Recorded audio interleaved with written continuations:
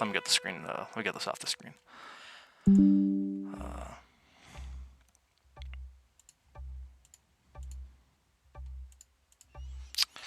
All right. Anyway, to those of you who may not be familiar with the Invitational, the format of this tournament is that each group has 6 players, 3 games are played, and the winner of each of those 3 games will move on to the quarterfinals, and the other 3 will be eliminated. And each winner of a game does not have to participate in the later game. So whoever wins this game doesn't have to participate in games 2 and 3. The winner of game 2 doesn't have to be in game 3, and so on, until eventually we have 3 winners and 3 losers.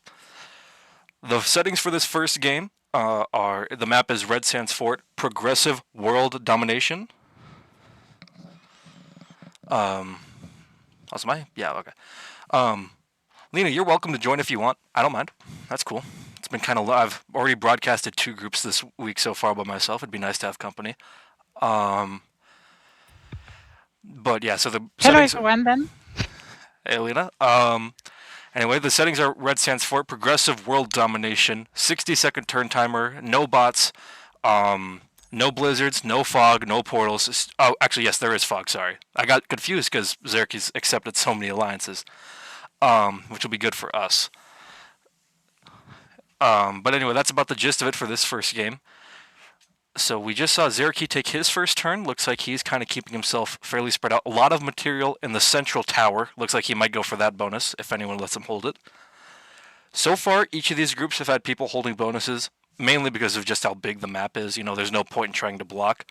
But we could see someone pushing for a no bonus game, which would kind of force people to agree with that. Or they could just bully whoever's trying to do that. I mean, either could happen. Anyway, we see Rito. I think it's very hard to force people into a no bonus game in a no VC game. Yeah, that is, like, when there's not as much communication. However, it is possible if you just maneuver yourself correctly and people just kind of follow along with it. Like, it's easy to, and especially since alliances are on for this, they can communicate to those who have accepted them. Yeah, I agree, but yeah. I think the map is slightly too big for that. Yeah, exactly. That's what I said. I mean, the map is just too big for something like that to happen, I believe. Unless there was a surprising amount of coordination. Or a surprising amount of people who want to do it, because sometimes it's just, yeah. Like, if 5 people want to do it, it's very easy to keep the last one in check. Absolutely. So, who just took the turn? Carter did. Carter kind of spread out, doesn't really have a huge claim for a bonus. We might see him go for Gun Tower West, which is a bonus I have not yet seen someone take in these games. Oh, that's funny. I mean, mainly because it's so big. Like, it's like just as big as some of the other ones, and while the others are +5 or +6, it's only a +4. So it's it's not as worthwhile. That's fair. But if I guess it mainly depends on the start, though. Yeah, and if it's all he's got, then Anyway, we just saw Tim take his turn. Tim already almost having all of maintenance. Looks like he'll have a +4 turn 2. In the bottom left. Then Slackbro, thinking of where to put his troops. Oh, puts everything in Gun Tower Main. That's interesting to me. Doesn't keep himself very spread out. I'd assume he's going to go for that bonus, but that's pretty big, and there's a good bit of material. And it's a +6. People might not want him to hold it. Or, well, not even the fact that it's a +6. More the fact that a lot of people use that bonus for kill guards in, like, pocket positions. All right. But I think Xerxes is trying to go for the center tower, which is a +7. So that's true. And that one's, I mean, that's the thing. A lot of people don't like to usually hide in that bonus, but like Gun Tower Main, everyone likes to hide there. So they might stack there, prevent him from taking it. You might have to pivot to Gun Tower East potentially. And we see Open going for a strong claim on Gun Tower North. We'll probably have that next turn as well. A +5 turn 2 would be great.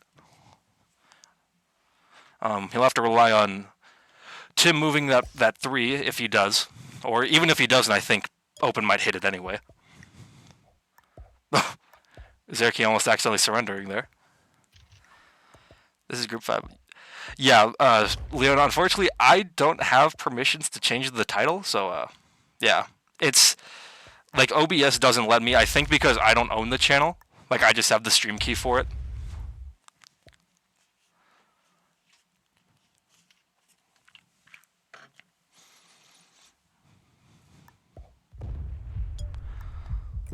And Zerky rolls down his material in Gun Tower main for Slackabro. That's what Riedel. Looks like Riedel's going to go for Gun Tower Coast in the bottom right, a +5.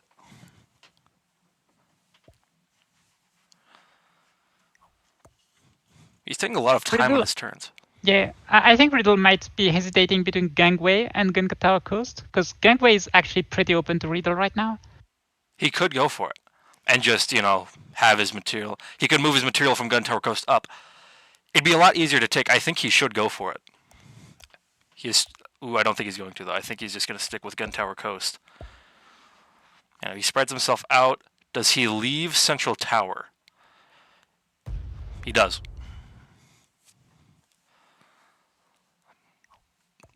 I don't know. I think if I'm Riedel, I think I just pivot to Gangway. But then again, maybe he didn't see if there was something like on that the one that Carter has in it. Maybe he didn't know it was there. Didn't know if it was even worth trying to go for. Now he does. They should definitely delay the +7 if they can. Yeah, the thing is, Zerky already has so much material there, he probably would have hit that 4 regardless. Or maybe not, I'm not sure. But now he's definitely going to take the bonus next turn. Most likely.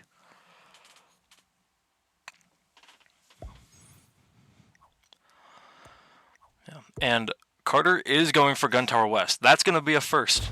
The first that I think anyone's taken Gun Tower West in these games.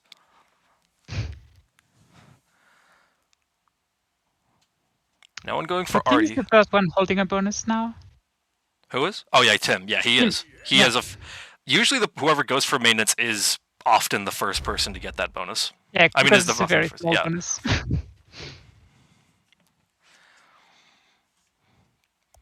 Looks like no one's going for Gun Tower Artie. I mean, it's the least profitable bonus, and there's so much material in there right now. There would be no point for anyone trying to go for it. I mean, Carter maybe once Carter takes his one bonus, he might go for it, but I feel like by then the trades will just become more important.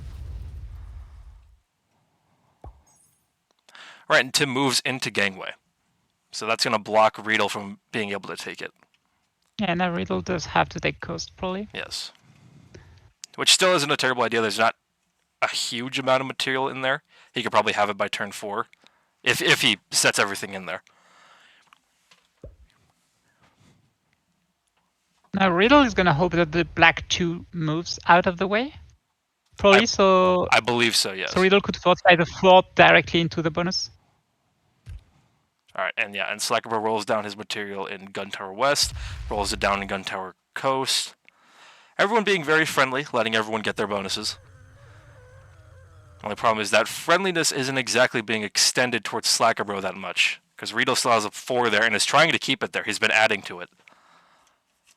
No, maybe the 4 is going to move next turn. Yeah, I think it connects it to the 5. I'm just saying, like, he's been adding to it. I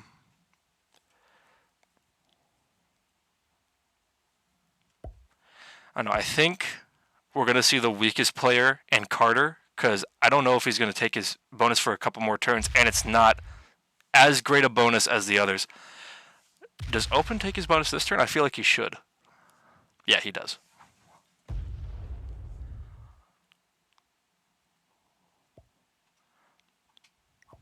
And then moves the... Yep. Right, so Open now also has a bonus, a strong guard on it too. Zeraki's taking Central Tower. Is he going to guard it? No, he's not going to guard it from one position. It looks like he'll guard on each front, as he should. Biggest bonus, if he leaves it weak, people are going to take that opportunity.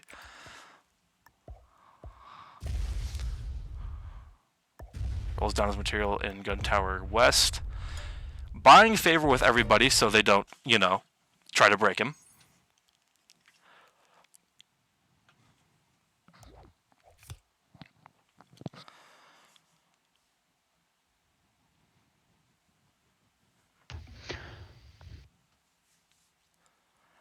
Riedel is still a good amount of material, but I think that's mostly because he hasn't rolled down anything like the other players have. Oh, now we see the whole board. Now we see the whole board. Tim has accepted Zeraki's alliance request. Now Zeraki is aligned with every single person on this board.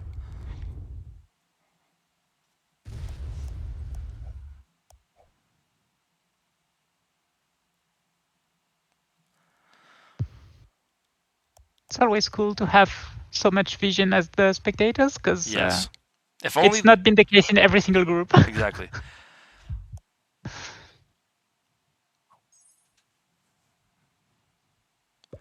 Oh, Riddle didn't take the 3 out. No, he waited. He waited for that 2 to be rolled down so he could take it next. In case Carter chose not to roll it down, he left that No, there. but I mean from Guntaro main. Oh yeah, no, he didn't. He did the attack that would allow him to fortify out, but he didn't do the fortification, which is He interesting. probably forgot, maybe, or he did that on purpose. All right, so Carter can't take it. Is he going to try? Well, he hits that one, and then he's just gonna take it next turn. Yeah.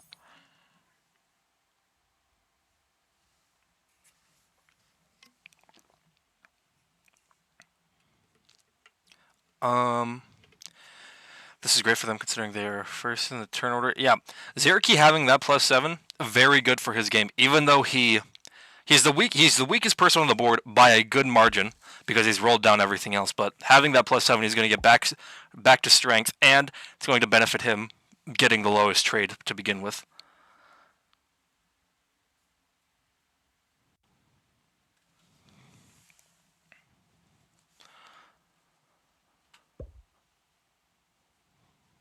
So it looks like Gangway, RT, and East are going to be the main bonuses to card trading. Yes. And we see here, like Tim is already starting to get positions in every single one of those places. Yeah. That's the interesting thing. Usually the card trading, from what I've seen, because in previous groups, Gangway has been taken and Gun Tower West is not. So trading often goes on in Gun Tower West or Gun Tower Main. Like those are both bonuses that I haven't yet seen be taken by players in these games. So it makes it a lot more interesting, something new.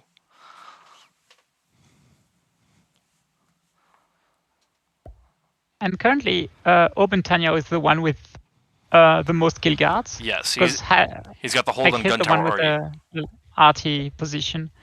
That's a very strong kill guard on 3 players. Yeah. And he's prioritizing it.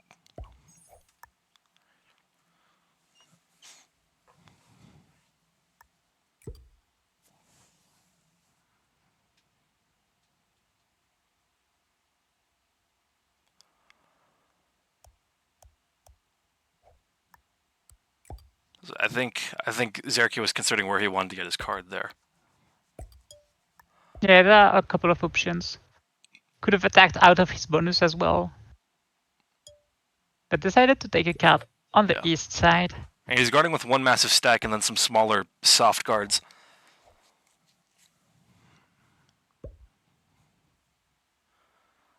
Alright, and Riedel takes Gun Tower Coast, moves out of Gun Tower Main. So now Slackbro will be taking Gun Tower Main next turn. A +6, that'll be good for him. Yeah, as long as it's not too late. Yeah. Which, I mean, it isn't really. I mean, he'll still get a benefit. I don't think it should be too late, but some people could still decide, like, okay, Slackbro, you die first. Like, let's say, for example, Tanya could just break and decide that Slackbro dies first.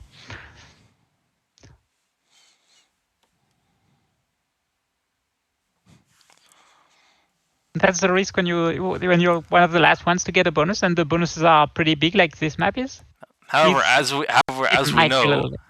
we know, attempts to make someone else the fish from a strong position sometimes makes you the fish, as we saw happen to you. It depends how you do it. Oh my god, that was a game. I still can't believe after he said that, I was just so dumbfounded that was his reasoning. Yeah, but after I watched the VOD, I thought, like, no, that cannot be the case. No, I think he I think he did go for the kill, which, I mean, it wasn't that fantastical of an idea. I think he just miscalculated. Yeah, but it's okay. Like, I think he just didn't see the 4 in the first place.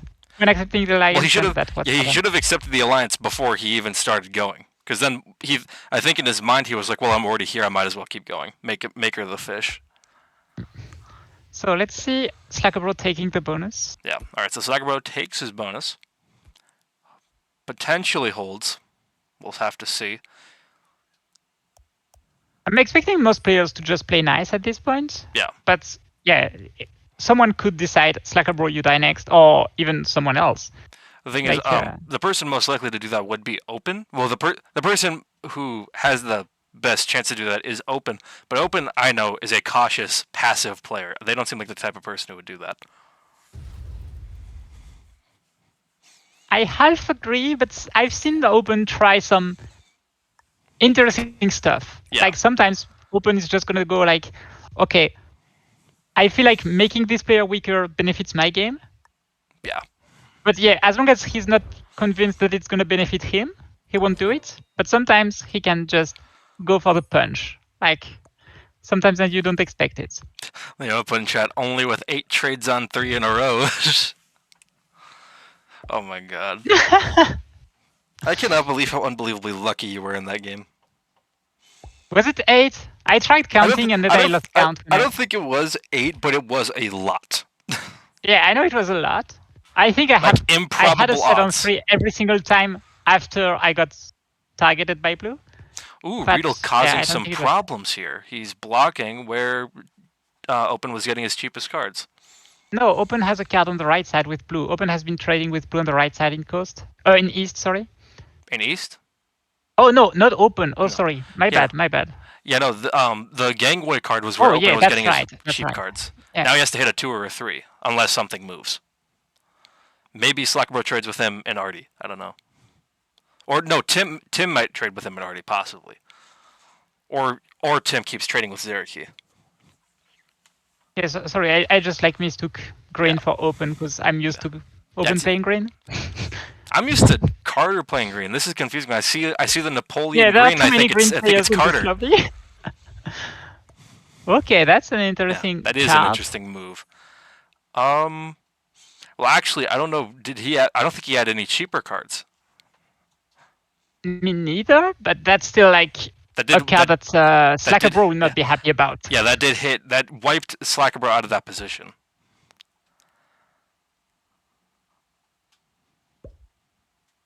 Do we see the 7v3 break? I don't think so.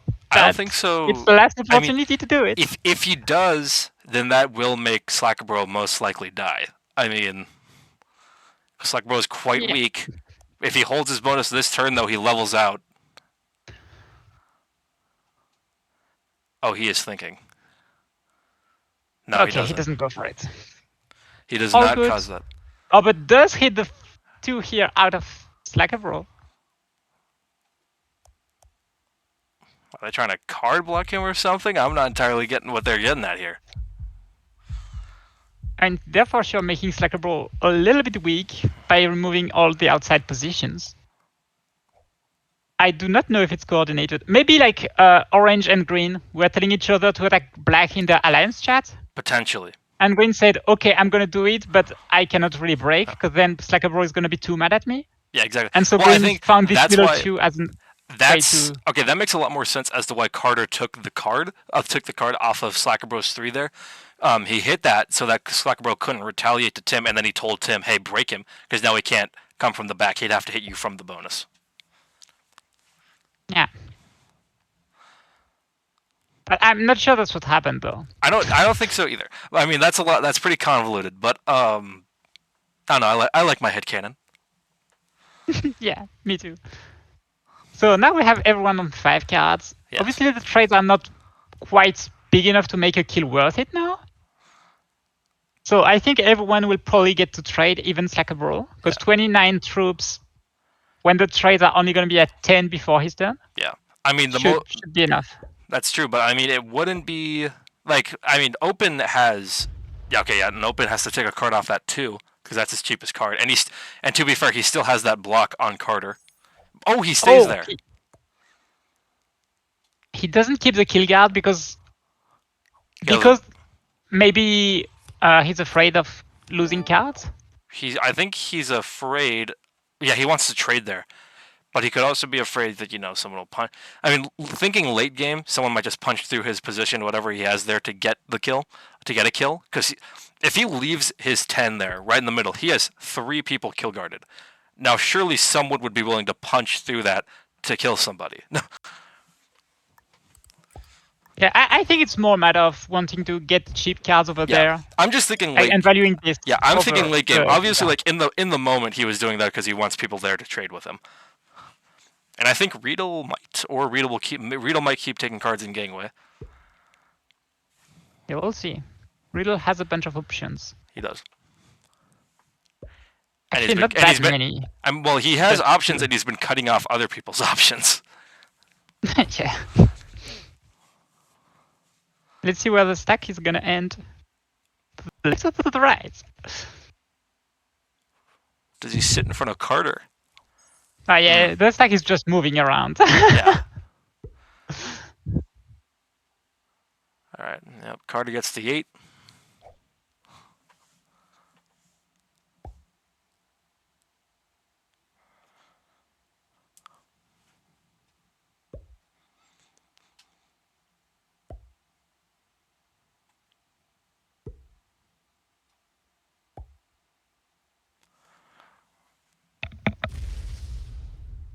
All right, so Carter does agree to trade down there with open.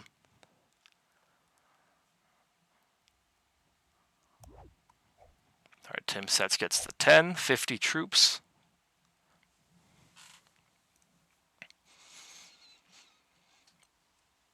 You know, Open having been the one to hold his +5 for as long as he has and to be last in the trade order, he is going to be quite strong in the opening turns here.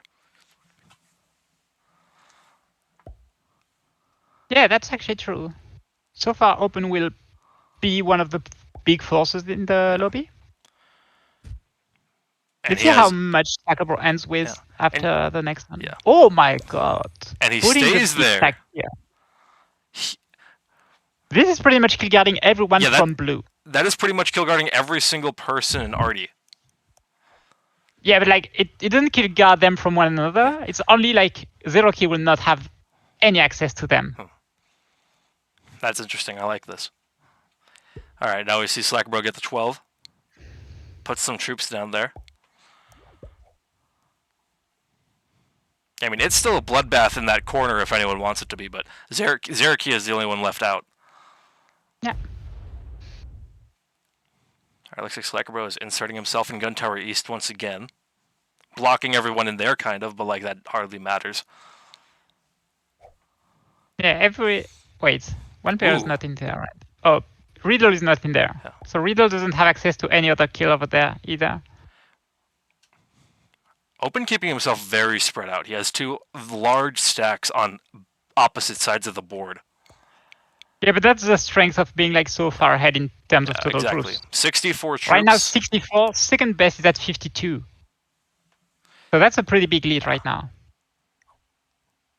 Obviously, the lead is going to shrink a little bit with blue and black both having a bigger bonus. Exactly.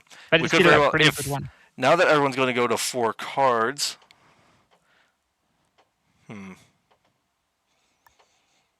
But I wonder what happens here. No, I still don't think any kills would be worth it. I don't think so either. I don't think until we see the 3rd trades our kill is going to be able to happen. Because like this game has been very, very nice neighbor so far. Yes. And this makes everyone have quite a bunch of troops. No one has been very obviously the fish. Carter is going to start to fall into the wayside more and more. I feel like. Maybe because of trades he'll be able to catch up to Riedel and Zeraki, but I'm not certain.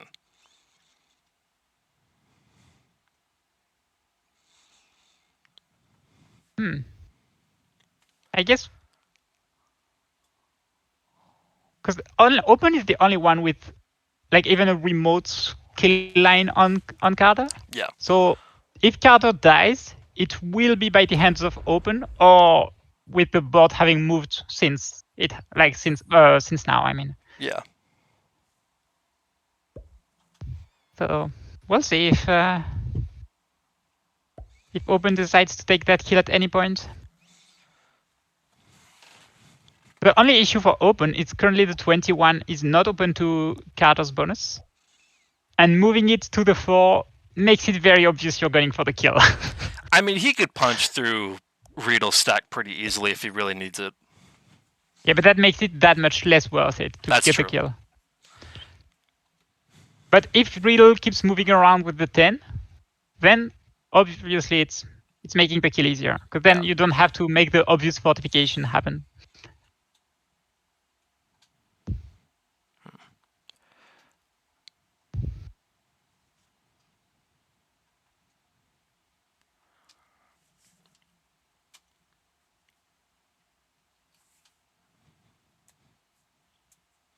One thing we didn't say about Team is currently the 28. Yeah. It's well positioned in terms of guarding like kind of the area with everyone except for blue. But other than that, it's open to literally nothing. Yeah. There is nowhere that stat can go, but it couldn't go anywhere where it was before anyway. Oh, yeah. But right now it's like totally locked. Unless Riedel decides to take a card there, or Zeraki, I don't think either of them will. But still, that stack is serving a good purpose, and it's going to screw over Zeraki one way or another. Probably, yes.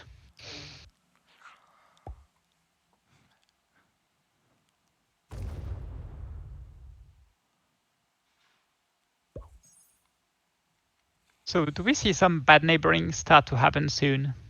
Or like some people starting to form up? Like maybe if I hit them a little bit, you help me? These kind of things. I don't think we see that quite yet. I'm not sure if we see that at all. I think if anyone... I don't know. The alliances do kind of muddy this up. We haven't seen anything through Zeraki's alliances, but we never know what's going on elsewhere. Yeah, exactly. So far it's been... Blue should be asking people to remove what? Oh, blue should be asking... Oh, sorry. Leona said blue should be asking people to remove that purple 6 at this point. That is a good point. I mean, Riedel is probably the most open kill Zeraki is going to have. I mean, blue has an insane line on everything except for that 6. So if that 6 gets removed, all of a sudden, yeah, Zeraki. But that's the thing. Who's going to be willing to do that? Who is going to feed that kill to Zeraki? Yeah, that's what I was asking. Like, are we going to see some people be like, hey, you do that for me and I get the kill? Yeah. Then it's like one less player to worry about. And will this happen soon, or will this not happen at all? Like, if someone is willing to work with Zeraki to remove that 6, then all of a sudden, yeah, Zeraki probably kills Riddle next turn if Riddle doesn't set right now. To be honest, with all those guards Tim has behind him, I'm starting to think Zeraki might just settle to kill him. Because Zeraki is next to Tim everywhere. That is correct, but Zeraki is not open to Tim. That's true. In terms of his stack, isn't. Yeah. Well, he's not open to really anybody. I mean, like, Riedel, like, obviously hitting that 15 is not going to be great, but if he sets one turn, it could be worth it for him to just punch through that 15 and wipe out Tim.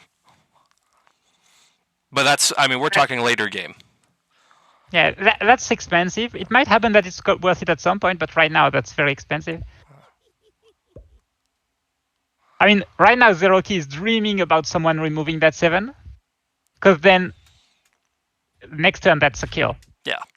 If Zeraki manages to make someone remove that 7, Riddle dies instantly, I believe, because the sets are getting pretty big. That's already 2 players having set. If like a couple more set on 4, someone removes the 7, and all of a sudden that's a kill. Also, I just realized Riddle went to 5 cards. I didn't notice that. Yeah, that's why I'm talking about. That's what you're talking about. I didn't realize that Riddle went to 5 cards. Like, especially with everyone else setting so far. If Riddle has is going to be so freaking worth it for anyone. If Open has a set, I think he could. Open might do it. Open might do it. Open has the lines. Also, Leona just said Zeraki could also take a card in gangway to open greens 28 to purple, but yeah, then he's just feeding the kill to Tim. Oh, and wait, does he stay there? I think he's fortifying out. I don't know. No, he's not staying there. Unfortunately. Yeah, he's fortifying out, and that. And in my experience, Zeraki prefers to sit back in the dominant position, let others make mistakes. That's fair. I think Open is probably going to take the kill, though, because that's a crazy good kill to take. I mean, unless Open doesn't have a set, obviously. Everyone dabbing on Slacker having 69 troops. Does Slacker Bro have a set? Yeah. Slacker Bro would be an even better kill technically for open, but like, because I'm actually, I mean, yeah, kind of, but I don't know. I think Riddle. Both are pretty much the same. I think Riddle would be just as fine. And Riddle has less troops. Yeah, Riddle has less troops, so it's a better kill. Let's see. Does open take advantage with this? He could. I mean, if he doesn't have a set, he cannot. Yeah. That's as easy as. Like, if open doesn't have a set, there is no kill happening. Let's see it open. If open has a set, there is a decent chance of purple dying. Oh, there's the set. Do we see it? Do we see it by open? Do we see the first kill of the game? Or the first kill attempt, I should say? Attack purple? Yes. No, he's not going to do it. Wait, no, he's asking. Oh, he's asking to, if I remove the 7, do you take the kill? And Zero-Key is just... Or he could be saying, or he could be saying, "Are you okay with me killing purple?" No, I'm pretty sure he's just going to remove the 7. Yeah, no, I don't think. And feed the kill to blue. Yeah, no, he's not. He's not taking the kill. Otherwise, there's no reason asking. Yeah. Yeah. Oh my goodness! I feed you the kill, you go for it, and blue. And that's fair. Open's in the dominant position right now. He doesn't need to be the one making these kills. All right, I think we see Zero-Key kill him. Yeah, I believe so as well. Let's see if Zero-Key does deliver on the kill, but I see no reason why not. Yeah, just putting the 4 here to clean it up. Yeah, there we go. That's the kill. There we go. Unfortunate for Riddle. Ooh, bad dice. I didn't see There's no reason to split. What is he doing? Why is he splitting? Okay. Wow. Okay, that's a little bit of a weird dice. Oh my god, the dice are shit. I mean, he still has it. But he was getting bad dice. Black and purple double kill could happen with insane dice. No way. There's no way that would have happened. I don't think anyone would have been able to chain those 2 kills together. Actually, open could have. There was a chance. Open could have. There was a chance. Yeah. But But that would have been like insane dice. All right, so even with his shit dice, Zero-Key isn't really all that negative. But now he's on 5 cards with only 90 troops, which is still more than Slacker Bro has, so it's okay. Yeah, but Slacker Bro is going to set next turn. None of his stacks are open though. Really, I think he should put everything in either gangway or central tower. Consolidate somewhere. Probably you should add to the 10 on the right side, because that makes you harder to kill as well. That's true. Like, if you put a stack on the 10... He puts everything in central tower.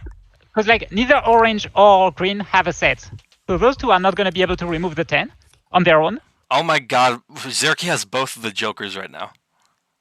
Yeah, that's crazy. Oh yeah, because... wait, did he get both of those from Riedel?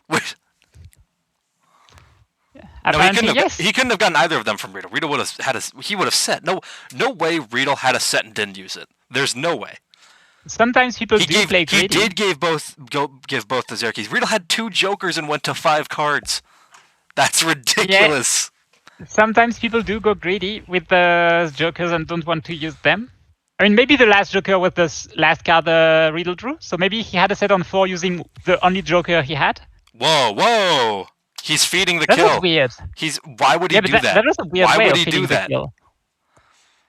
You didn't need to feed the kill, did you? I don't think so.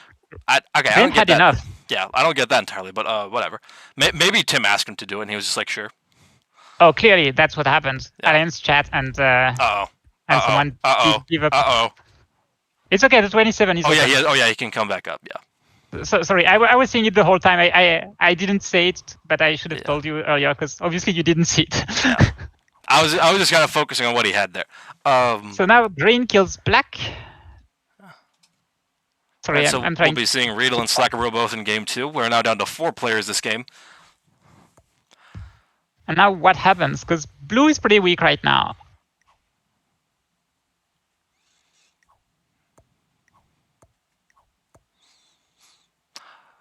Could open kill Zero-Key? I think open can, yeah. Yeah, he might. Oh wait, open has no set. Open has no set. It's only the 60. I think it's a little bit hard. With good dice, he could. Yeah, but good dice. It's whether or not he takes the risk. I think it's very good dice, because you do need to get there is quite a big gun.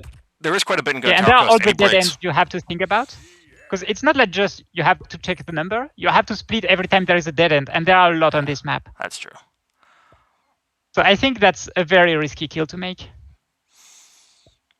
Like, Open would need to use the 13 on the bottom left to come hit the back door of the blue bonus through the 5. That's true.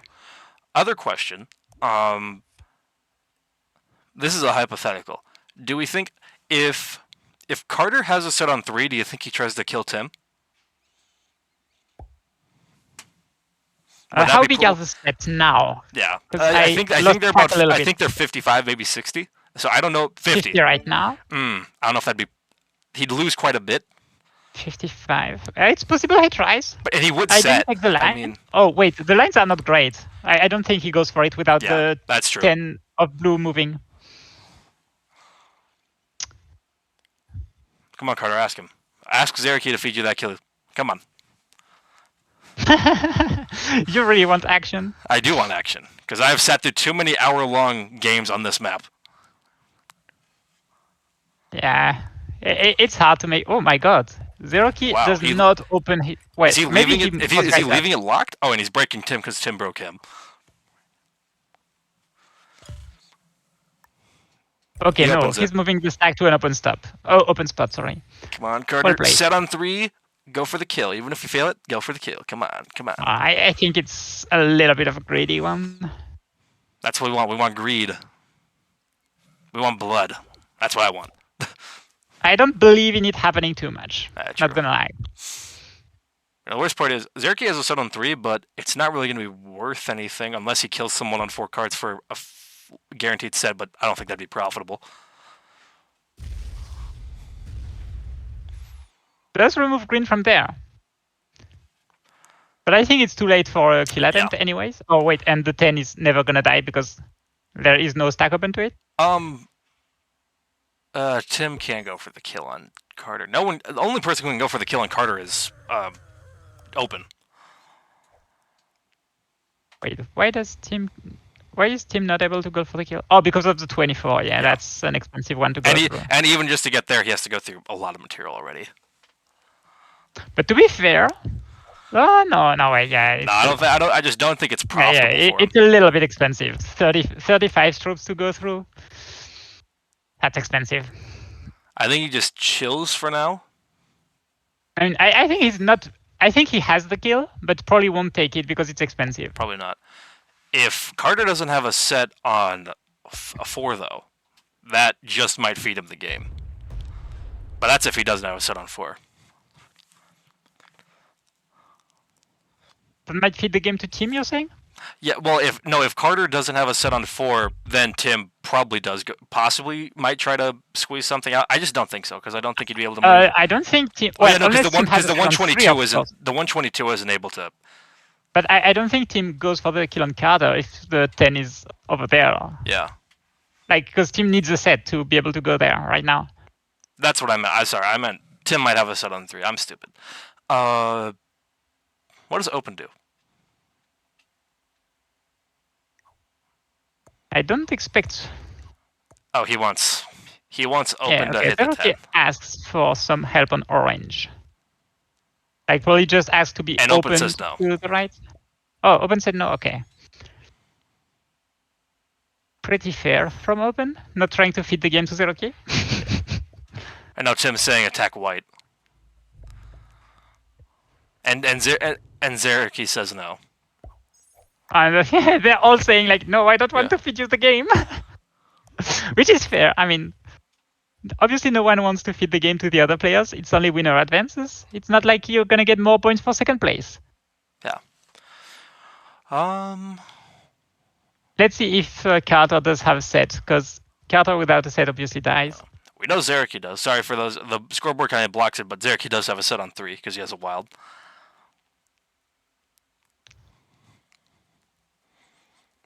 I don't think Zeraki does anything here, though. Yeah, Zeraki is obviously trying to see, like, doesn't really know what to do right now. But and Tim's kind of blocking him from everything. With the 122? Yeah. Yeah. Yeah, the 100 stack is only open to this side. Is he gonna keep the stack over there? I was about to say, he could kill Tim. He is keeping the stack over there. He is. All also, use the threat on 3, which is nice. And so Carter does set. With Does he? Is this a kill attempt on white? It looks like a kill on white.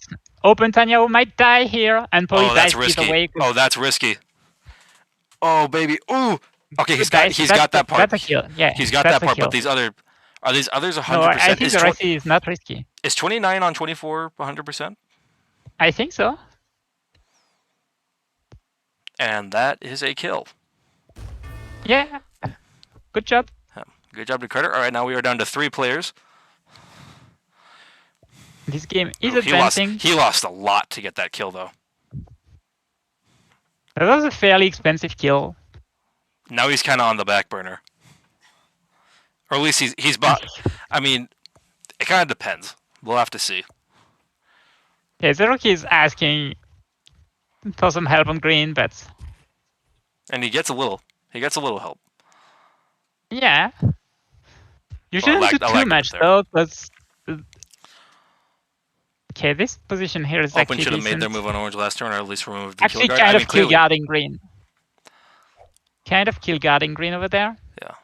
Ooh, the stream quality like, kind of dipped. Not 3D, but how many troops does Zeroki get? Zeroki? Like 14? Yeah, 14 might be enough to get the backside of that. Yeah. He's getting 14. But actually, no. At least, well, the thing is, I don't think he's going to be sitting on 21 troops. I mean, 21 territories. So maybe 13?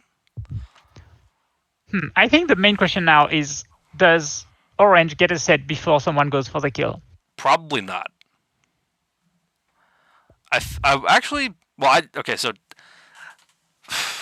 We might be here for a few turns. With Zeroki and Tim both sitting on 3.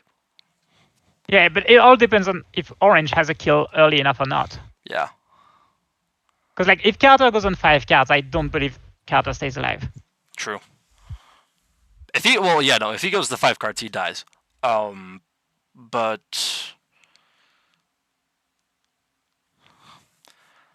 even on 4 cards, it's possible for a kill to happen. Yeah, Zeroki could kill him on 4 cards.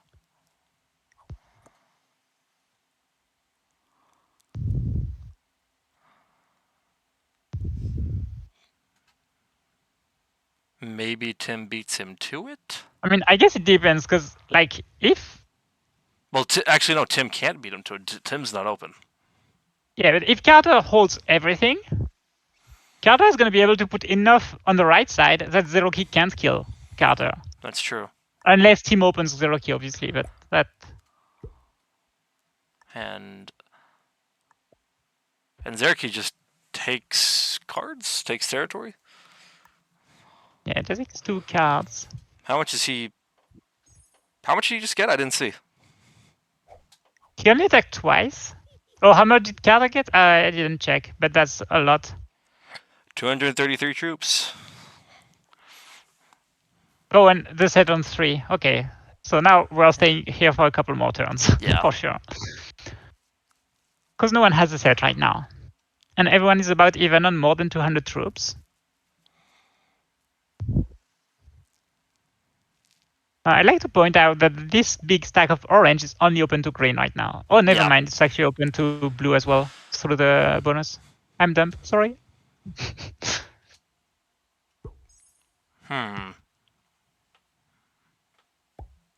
It's actually very well placed. It's open to everyone. Oh? Wait. He's upset Carter. He's upset Carter broke his bonus. Yeah, but that has to be a meme. I think so, yeah. I think he's just messing around. Or he double taps it. Come on, Tim. Yeah, but that would just feed the game to Zeroki. Yeah, but it's action. If you send it action of any kind is good action. Yeah, but I don't expect them to take action of any kind. That's fair.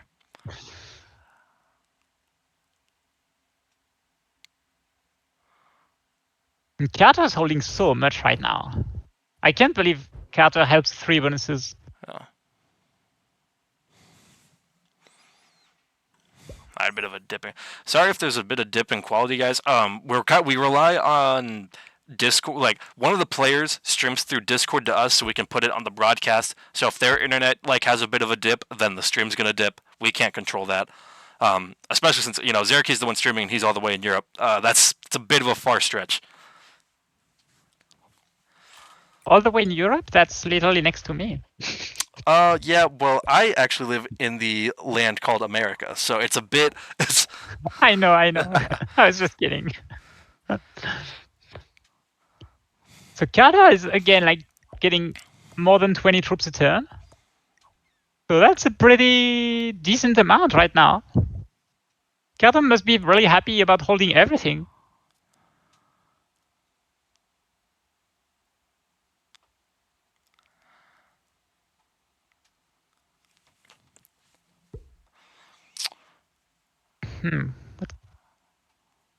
Wait, where does Carter take a card? Oh, maybe on the left side. I don't know. I just realized Carter is also a... Oh, no, Carter just opened the 127 to the bottom left part. I'm a little bit surprised by that. Oh, well. And I just realized Carter is actually a card behind Zerky and Tim. I wonder how that's going to affect things.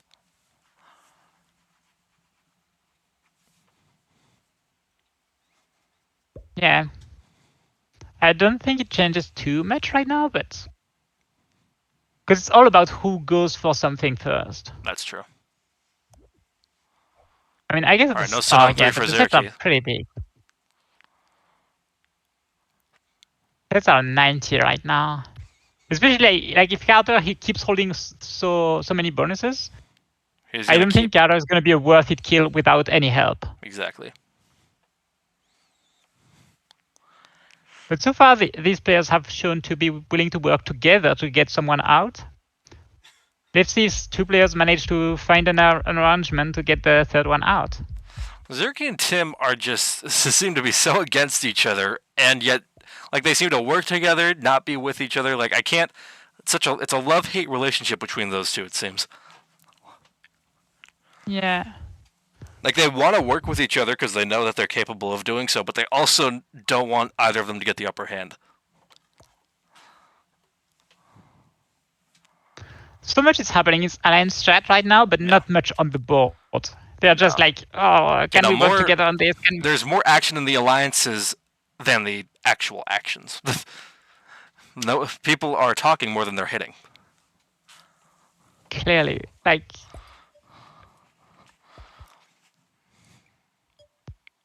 Okay. Gets another wild. Jesus Christ. That's a good... As if Zerky needed another wild this game. But now he has a set on 4.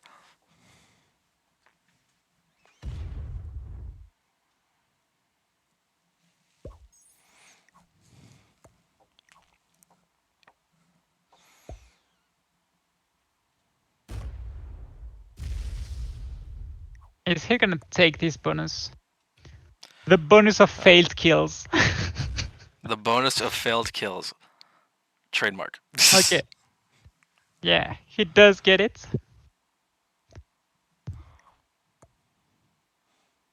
Like at this point, all these guys are getting so big that they have like 2 of them have to work together to kill someone else. Has there been a group where the majority didn't use alliances yet? It's hard to say, Trunk, because obviously we only see the perspective of one person, but from the post games, the ones I've broadcasted, the ones I've been in, it seems each group, there's been some who have used alliances, some who have opted not to.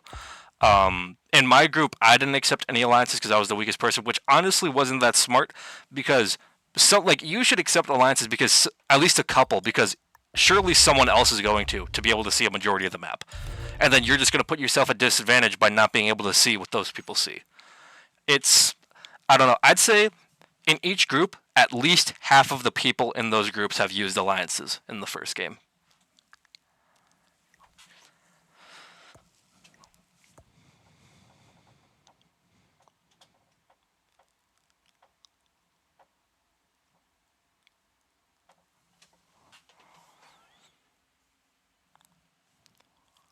Yeah, in my group, like, I accepted every alliance I could. I even sent an alliance to everyone. And never broke any alliance in the whole game except for the final 1v1. That's fair. And it did me it did me well because I was like sitting on 10 troops at some point when everyone else was on 50 troops. Yeah. And I managed to come back thanks to people team working with me enough. So, Exactly. Yeah. Man, everyone just doesn't want to lose, but this game is not going to end unless someone makes a major hit. I mean, I'm giving them a couple more turns to see, because so far there's still a little bit of alliance chat going on, a little bit of something. And if in a couple more turns we're still in the same situation, a couple more trade-ins, I'm going to have to submit the vote. And if 2 of the 3 players do end up deciding to vote to remake, we're going to have a remake. I mean, Tim could do a lot to Carter right now. Maybe he does. He could pump that entire set into Carter right now. I mean, to be fair, Tim could kill Carter right now. Yeah. But I don't think they will. but at the same time, like, oh, come on, Tim. Don't just let this stalemate. Come on. Ah.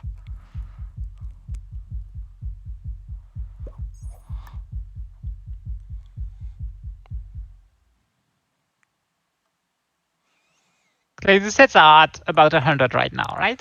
Yeah. So we're reaching the point where every single player has 3 sets in terms of troops. Exactly. And that's the point where it's hard to make anything progress anymore.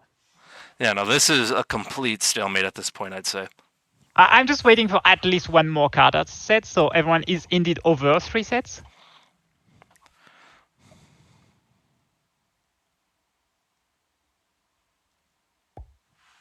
No set on 4.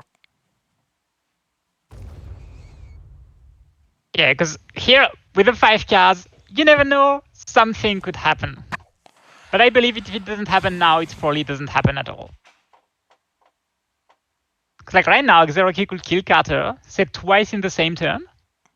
Xeraki could do a lot. Maybe he does. Like, it might be the last chance. It might be the last chance for us not to stalemate. But that depends on whether or not Tim beats the shit out of him right now. If he does, that might change things. I think even if Tim... Oh, he's feeding it. He's feeding it. It's over. Okay, I think this game is going to end. But I think Tim needs to not do too much. He needs to not do a lot. Oh, and he keeps... Oh, shit. Wait, let's see. Let's see. This might be something that's going to hit. Maybe he's actually trying to get the kill? I think he's trying to get the kill. Oh. He might run out of time, though. I think he's going to run out of troops. I think he's trying to beat it. What the... That was stupid. He's just doing his part. He's feeding it. He's hitting half the troops. That's no point. There is no point.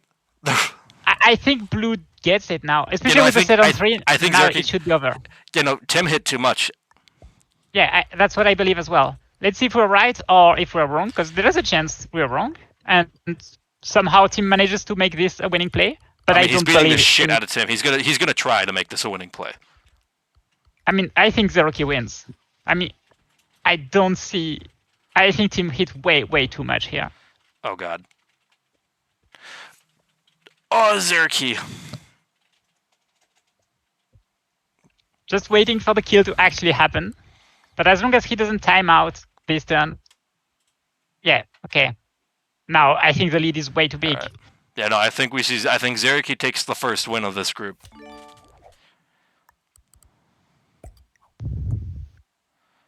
Actually, no, he doesn't have enough troops open. It does not end this turn. No, it does not end this turn, but I think it's over. Look at the gap. That's true. It doesn't matter if you don't... Yeah. Oh my god. Oh, you gotta be shitting me. But yeah, I think you just clear the left side, you clear the right side, and you put your stack like in Tim's face, and it's literally over. That was ridiculous.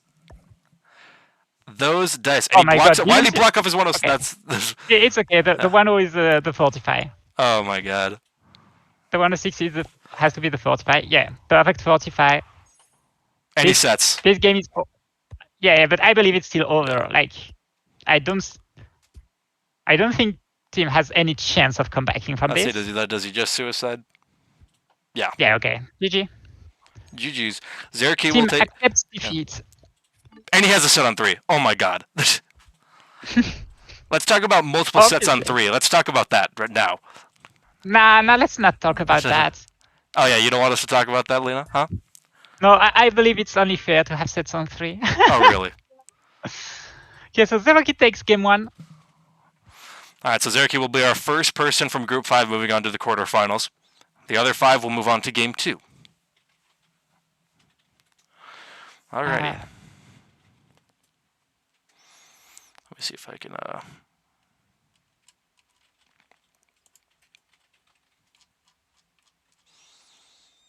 Actually, now that Zeroki won, who is going to be our broadcaster? I think Tanya said they would. This is actually the first group I've seen where the person streaming didn't go to Game 3. Maybe it's a broadcaster's curse, but not anymore. This is the first time I've had to ask, hey, who else would like to broadcast? Oh, Tanya is already here. Oh, hello, Open. All right, let's switch streams. Yeah, let's go to Tanya's stream.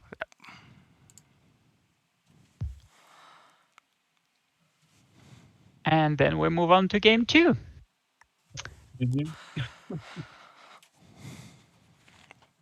So did you already make the switch? Yes, you did, right? Yeah.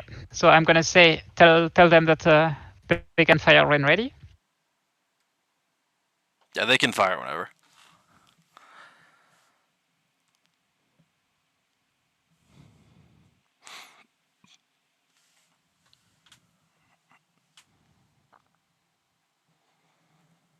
Surprise, motherfucker! Oh my god, who did that? Was that Zeroki? Or was it Open?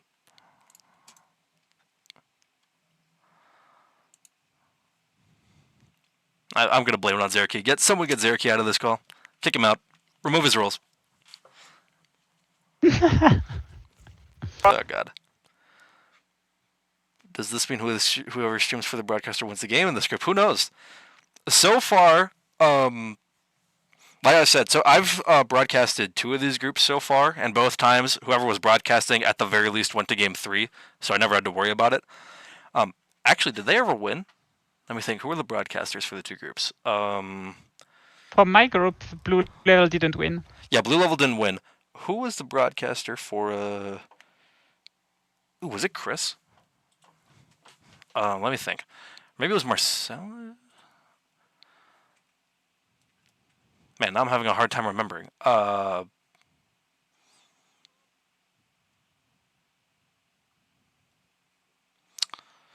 me look. Who was in that group? Now I have to. Now I'm gonna double check. Now I'm curious. House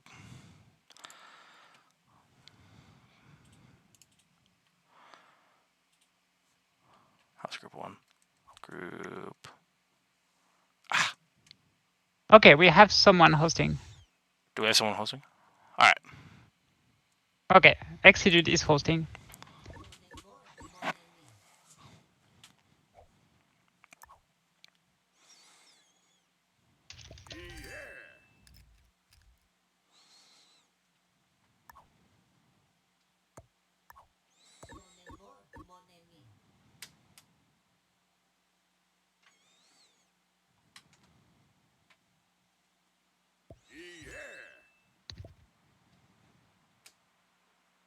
Yeah, I'm assuming Tim is gonna want to go to green. Most likely. Yeah.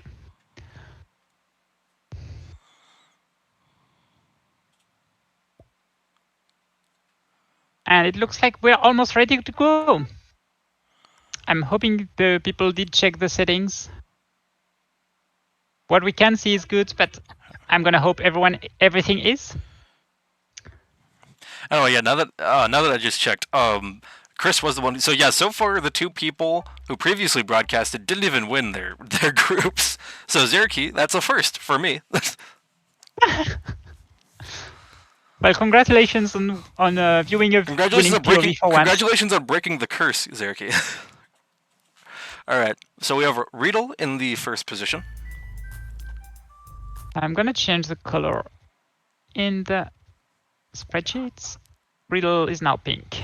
This should change it on the screen as well for you. Man, these blizzards aren't even that bad. Like, not terrible.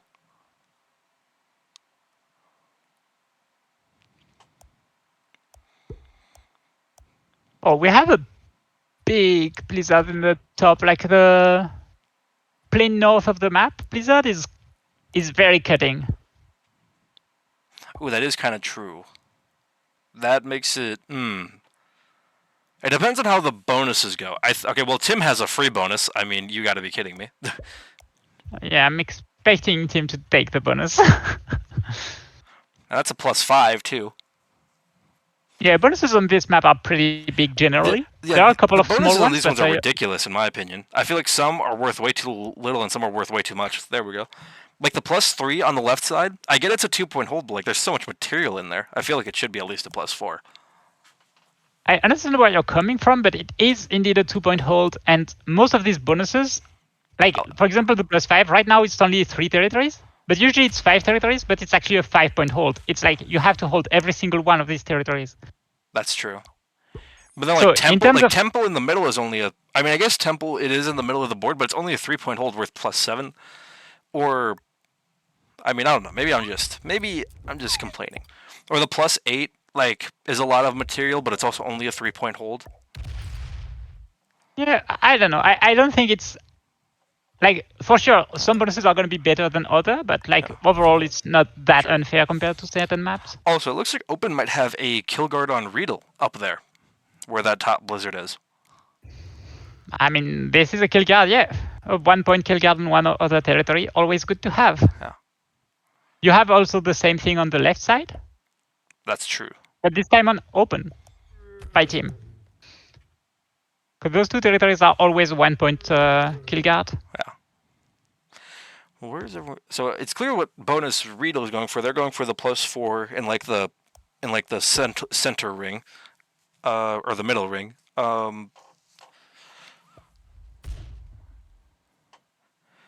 Carter kind of spreading himself out. It doesn't look like he's exactly going for anything. Maybe the +5 up top. Or there's a chance. Or he's just consolidating.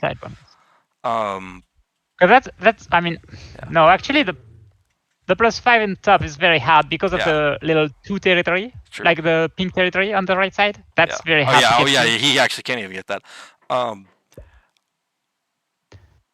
So looks like Slackerbro is going for this bonus though. Yeah, he's going for that bonus in like in the middle top good side. Roll. Very good roll. 5v2 losing 0 troops.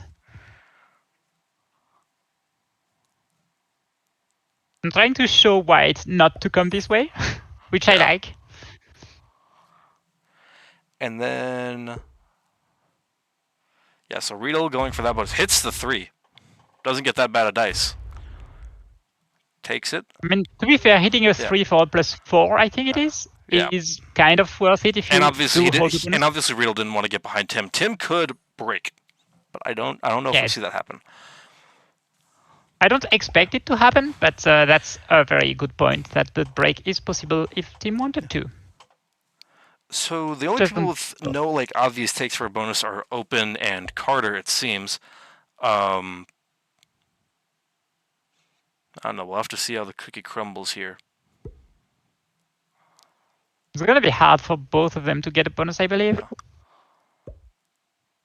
There is a chance we end up with 2 players with no bonus. Oh my god, that's... Are you really going for this? Oh, okay, yeah, you're not going for the 4v2 card.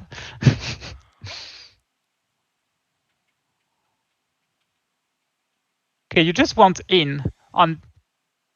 You want this pink territory to move, but I don't exactly see how it can move if you don't move the 3 first. I think what Tim is asking is a little bit ambitious, like, because if Tim doesn't move the 3 out of the territory south, it's hard for these 2 to move. Okay.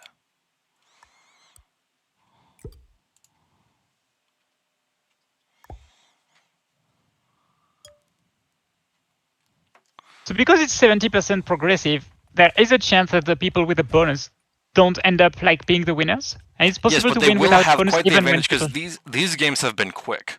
I mean, like so like having a bonus will help them out tremendously.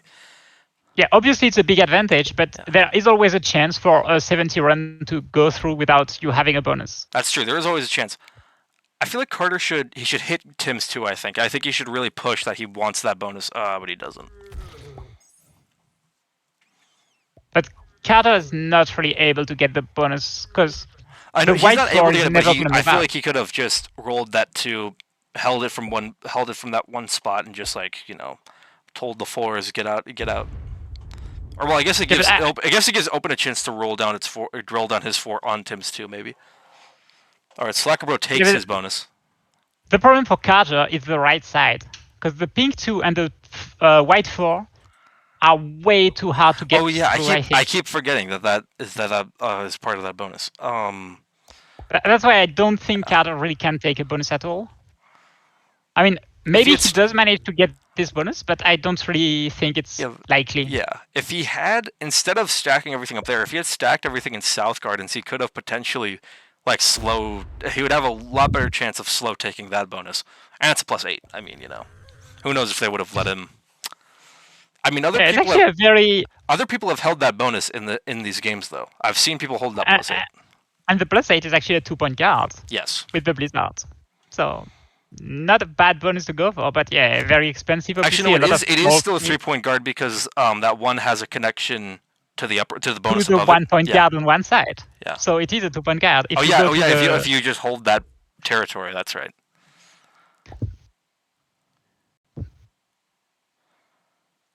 And it's a 2-point guard inside, 3-point guard inside, but 2-point guard very outside, easy 2-point guard. Yeah.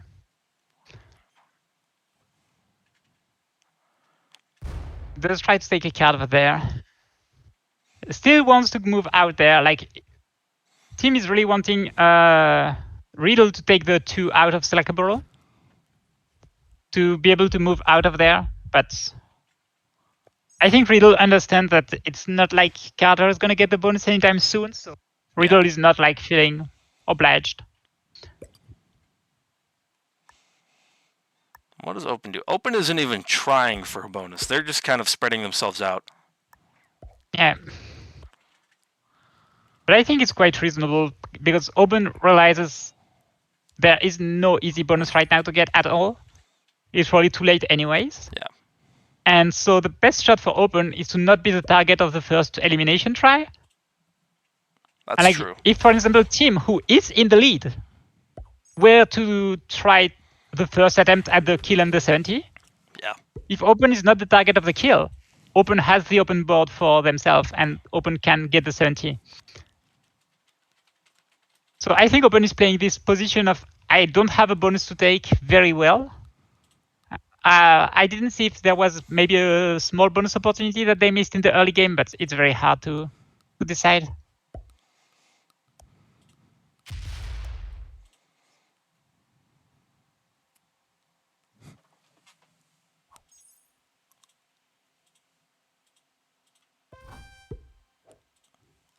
So as Open, I would mainly try to make myself hard to kill for team, especially for team.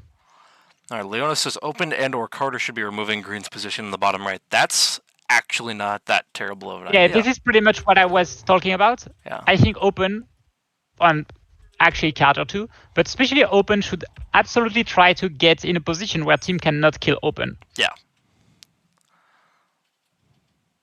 Because if Open just gets one position absolutely impossible to get for team, or Carter, then team has a kill guard on Open on the left. Yeah. And Open all of a sudden is extremely safe. And then it's all about managing to be the one to get the proper attempt at the 70, but that's always hard. Yeah.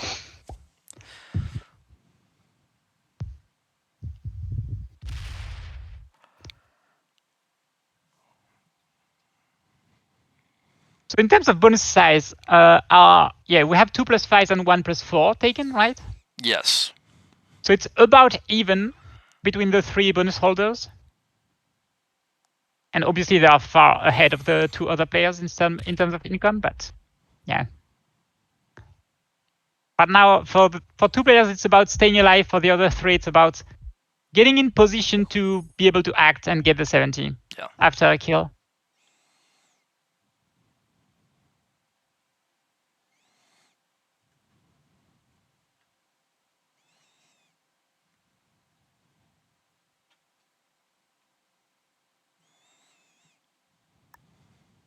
By the way, the green position Leona was talking about is actually moving on its own toward the north side. Yeah, it's moving itself out. It's interesting to me.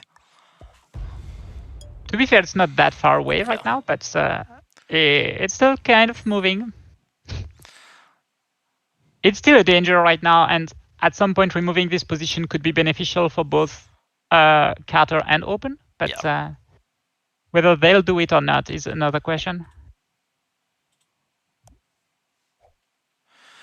Another thing about Carter, a lot of these people are in like 4 or 5 positions. Carter's only in 3. Like he's a lot more consolidated. That's actually, I think, pretty bad for Carter. It is very bad. One of the one without opponents. Yeah, even with because that position up in the top corner, like kind of a corner, it isn't even that much of a corner. There's still 2 ways to get in there. But there is still like. I mean, he's decent. Like it's decently safe. It is pretty safe for him to have a lot of troops up there, considering how much already has to be hit to get in there. But it's still not great for him to be so he's just not as spread out. But the one good thing for Carter is like the position in the top left is in between a pink and a white stack, and the position in the top right is in between a green and black stack. So that's like a little bit of a redeeming quality to his position right now. That both times it's 2 stacks of different players, but I think Carter needs those stacks from like those 4 stacks to grow bigger, so that Carter can feel a little bit safer. Because right now this position is not very juicy. Also, another thing, Slackabro getting quite strong here. Thing is, he doesn't have fantastic lines on anybody, any of the people who don't also have bonuses. But he's going to end up being the strongest person in this game since he does have a bonus and is in the last position. I mean, his lines on Carter are not too bad as long as the pink sits in the top left of the bonus. He would have to hit through Riedel. But that's just like one little stack, and so far it's not a big one. That's true. He should probably stop adding as much as he has in that western position he has, like the one in West Gardens, the +3. I feel like that's a position he has strong enough because he the black 8. Yeah, the black 8. Because he obviously he does his lines. Like, he could have good lines on open if Tim wasn't blocking him in not just 1, but 2 different places from that kill. 3 different places, actually. Well, not really 3 different, but 2 different places Tim is blocking him from that kill. Open has decent kill guard on Open is well kill guarded by Tim right now. Yeah, and Riedel is pretty well kill guarded by Open. I mean, he could have a bit of a bigger kill guard, but he can't really afford to. But still, Riedel is someone who is also kind of hard to kill right now. Tim could make it work.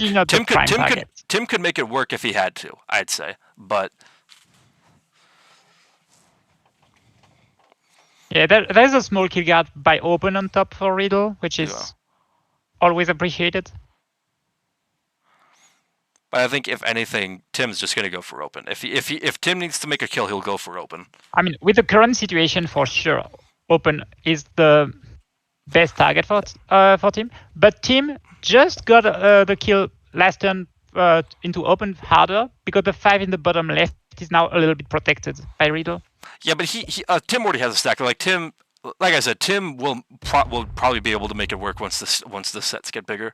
Yeah, there is a stack, but I mean, it got harder because now there is some kind of kill guard on Open. He probably before then, like the kill lines were perfect. Yeah, he should have moved his 10 into that position where Riedel's 8 is now. All right, so we can see the first. I think by doing that, there is a risk that Open just removes the 5 in the top, and then you don't benefit from it as a team. That's true. Because if Open removes one of the team's 5s, top left or top right, then all of a sudden Team doesn't have a good line on Open. That's true. Maybe he should. I think maybe Open should just do that anyway. I feel like it's very true in my opinion. But it's expensive for Open to do it, and that's why Open is probably reluctant to do it. True. And I feel like the worse Tim's lines get on Open, the more possibly profitable it might look to Riedel. Riedel would still have to hit that 12 to get Open, but the thing is, I feel like, I just don't know. It's hard to entirely see. I feel like, I don't know. I don't know how Open could make his situation better long term. I feel like no matter what he does, he's still going to be quite vulnerable, even if he hits a position of Tim or two. By the way, we do have a bunch of ones on the map, especially a bunch of connected ones. Yes. Pink and black. I feel like these. I feel like the whole 70%. That can make the 70% run possible without a kill. Yeah, I feel like the whole 70% aspect is starting to kind of get lost on these guys. But also the blizzards aren't like. Usually the blizzards are helping a bit more to choke up the 70%. They're not doing that a lot on this one. I mean, there is still that one up top, but like, I don't know. I feel like they're just not as effective as they usually are.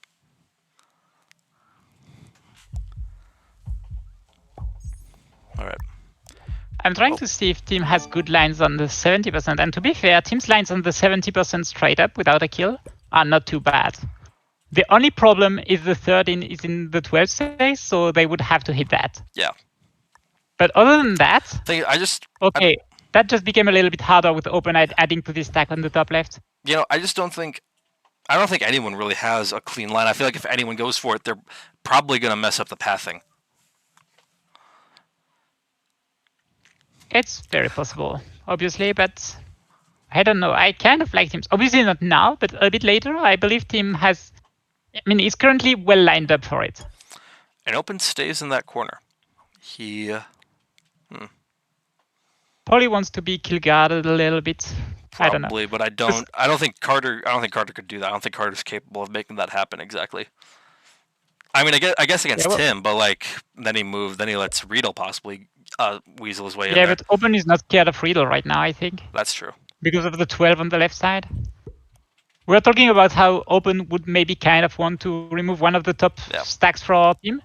If you get a stack in between, you don't need to remove it anymore. So I think that may be the mindset here.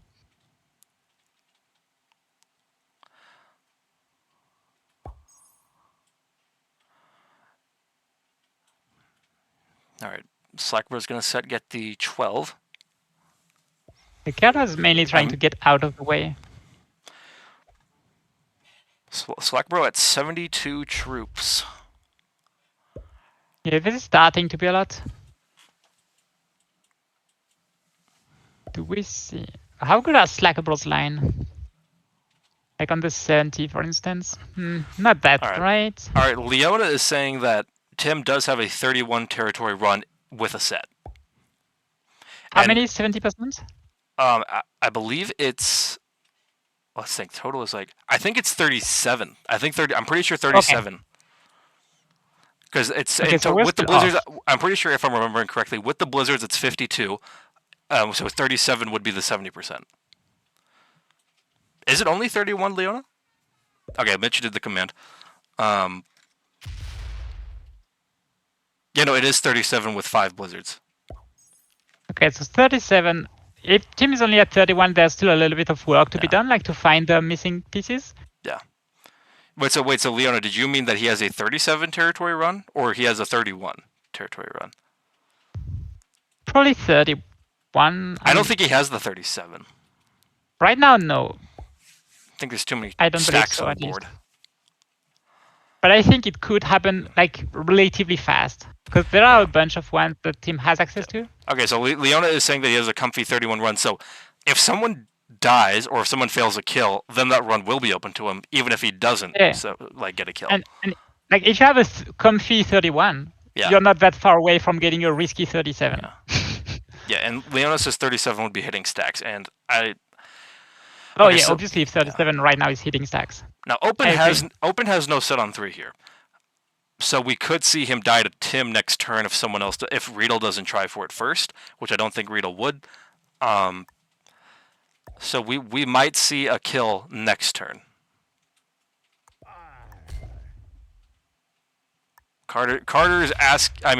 Open is asking Carter to move in front of Tim. I think so. And honestly, I think he kind of should. Because if he doesn't, I think Tim possibly sets and wins next turn. And I understand, but Tim also has decent lines on Carter right now. That's true. The only thing stopping... Okay, that 10 is helping now from White. That I didn't see the 10 came in here from White. My bad. But yeah, there's only like a 10 and in 11. Yeah, that's still 21 troops. It's actually hard to get the kill on Carter now. That 11 stack by Slackable is very important to Carter staying alive. It is.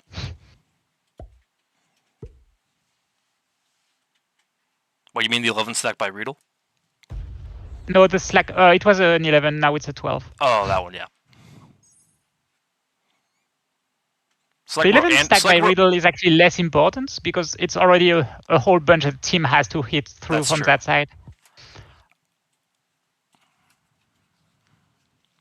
All I know is that if Tim doesn't go for something, Slackabro might. But I don't know. What would Slackabro go for? That's a good question. I'm not entirely sure. I'm just saying, like, I don't know. Maybe there's something I'm not seeing. I feel like... I don't know. So do we see... By the way, Tim is extremely well lined up for a Riedel kill. And Riedel just went to 5 cards. I don't think he has quite enough, but the lineup is perfect. It doesn't look like Carter is setting either. I mean, it doesn't look like Tim is setting either. Yeah. I understand from Tim, because the problem is about 70% progressive is if you don't set, you do nothing. But if you do set and do nothing, you make whatever the other players are trying to achieve easier. Yeah. Whether that be a kill under 70%, a 70% run straight, you make all of that so much easier that usually when you don't do anything, it's better not to set unless you see that someone is going to kill you. And Leona just said with the move of stacks in the top left, Tim just got an extra 2 territories for a run. So yeah, it's getting closer and closer. Leona, are you seeing what about the runs for other people? Does anyone else? Because I'm trying to count here, but we had no set on 4. No set on 4, and that's not a choice. That's just a no set. That is just not having. All right, that's game ending. It might be, it might not be, but yeah, that's very dangerous right now. Open being very weak and sitting on 5. Carter being very weak and sitting on 5. I mean, if no one sets, that's the best case scenario because then the first players to set are maybe gonna lack those 5-10 troops that they could have used to get a kill. I mean, there is a chance nothing happens. With no one else setting, it doesn't seem like there's any point for Slackabro to do it. Yeah, Slackabro probably shouldn't set unless, as I said, unless he wants to do something. Slackabro's win condition here is, I think, if anyone messes up, he has the highest chance of profiting. I don't know, because if anyone messes up, it's probably not Open or Carter. No. And if it's not Open or Carter, it's whoever of them was not the victim before Slackabro actually gets the chance. True. So I think Slackabro is actually probably in the worst place when it comes to benefiting from people fading up, because he needs several people to mess up. So this being added here means Slackabro's win condition is for the board to just fall to shit. That's kind of like everything needs to fall apart if Slackabro is going to win here, most likely. I mean, Slackabro could also find a line at some point. That's always possible. Like if enough troop placement happens, like troop displacement, like sometimes you just somehow find a line. Or let's say Tim does kill. Okay, Riedel gets in front of Open stack up at the top. That was a pretty good move. Tim sets gets the 20. Thing is, like, if Tim does get the kill right here, but then doesn't chain that into a run, which I think he would. But if he doesn't, then like he kills, like let's say he kills Open, doesn't get the run, then Carter would probably go for the run, probably fail, and then that would be Slackabro's opportunity to win. Yeah, I think. That's what I mean. Slackabro needs 2 people to mess up, most likely. Like it's possible, obviously, like from that Carter actually messes up because Carter is far behind. Yeah. But it's not a guarantee at all. All right, let's see. Tim, yeah, he's run out of time. Yeah, I think nothing's happening this turn. No. As I was saying, like since no one set, the sets for these 2 first players are just not quite big enough for them to find a kill. True.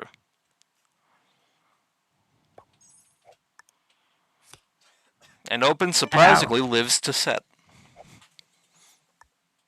But like, even with the set, like he's still 30 troops behind him and 20 behind Riedel. Like that's so hard. And Carter is in a similar, just slightly better situation.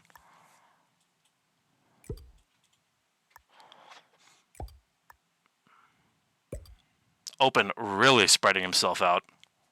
Yeah, I don't fully understand the 4 stack in the top. Like next to the 8. Probably just to be more of a nuisance. Yeah, maybe.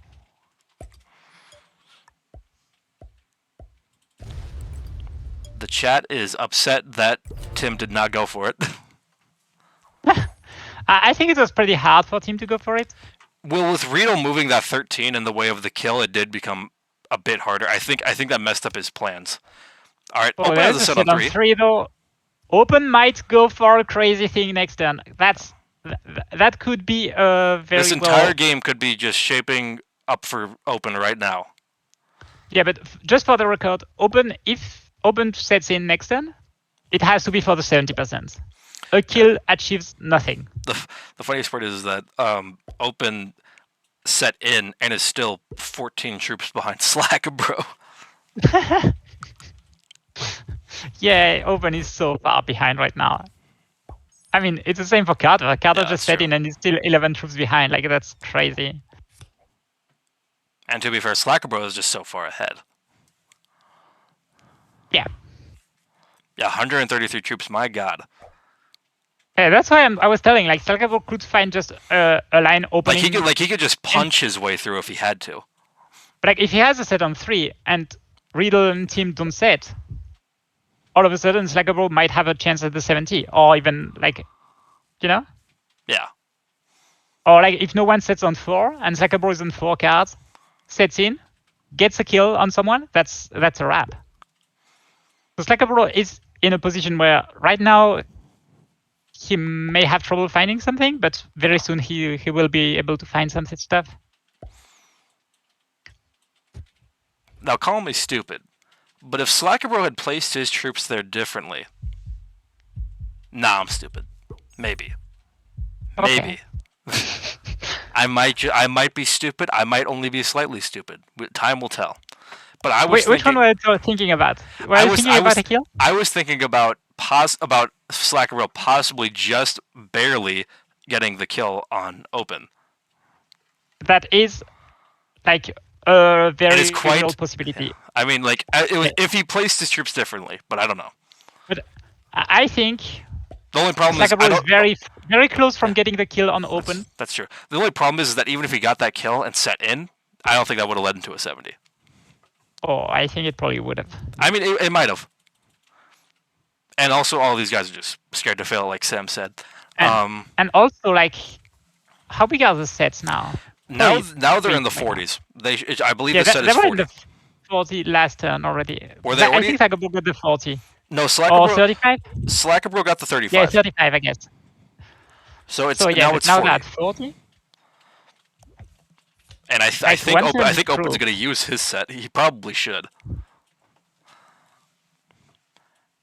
Yeah, but the thing is, if you use your set and do nothing, you're just waiting for a team to fail a run, which is the funniest a part very is fair that assessment of your situation. And the funniest part is, if he sets, he will still have less troops than Tim. Oh yeah, but he will have less troops than anyone. Like, yeah. Well, I mean, more than Riedel Carter is technically behind, but to be fair, he does use it. I think that's fair. I don't think he does anything with it. I don't think so either. Yeah, Tim says well played. Kind of just making sure he doesn't die. Yeah, but I think that's the best player right now at this position. Yeah. You just want to survive long enough that someone messes up in front of you. Exactly. Tim is in a good position to mess up. And now you just have to be lucky. I wonder what Riedel's thinking. I feel like Riedel... in Riedel's position, you kind of have to just go for a 70, maybe? All right. Set on 3 as well for Carter. Okay, so that completely shakes things up. The 2 weakest people on the board had sets on 3. I mean, it makes going for a kill on either of them harder, but to be fair, it also makes going for a kill on one of the strong players easier. Because Carter's putting absolutely everything in that corner.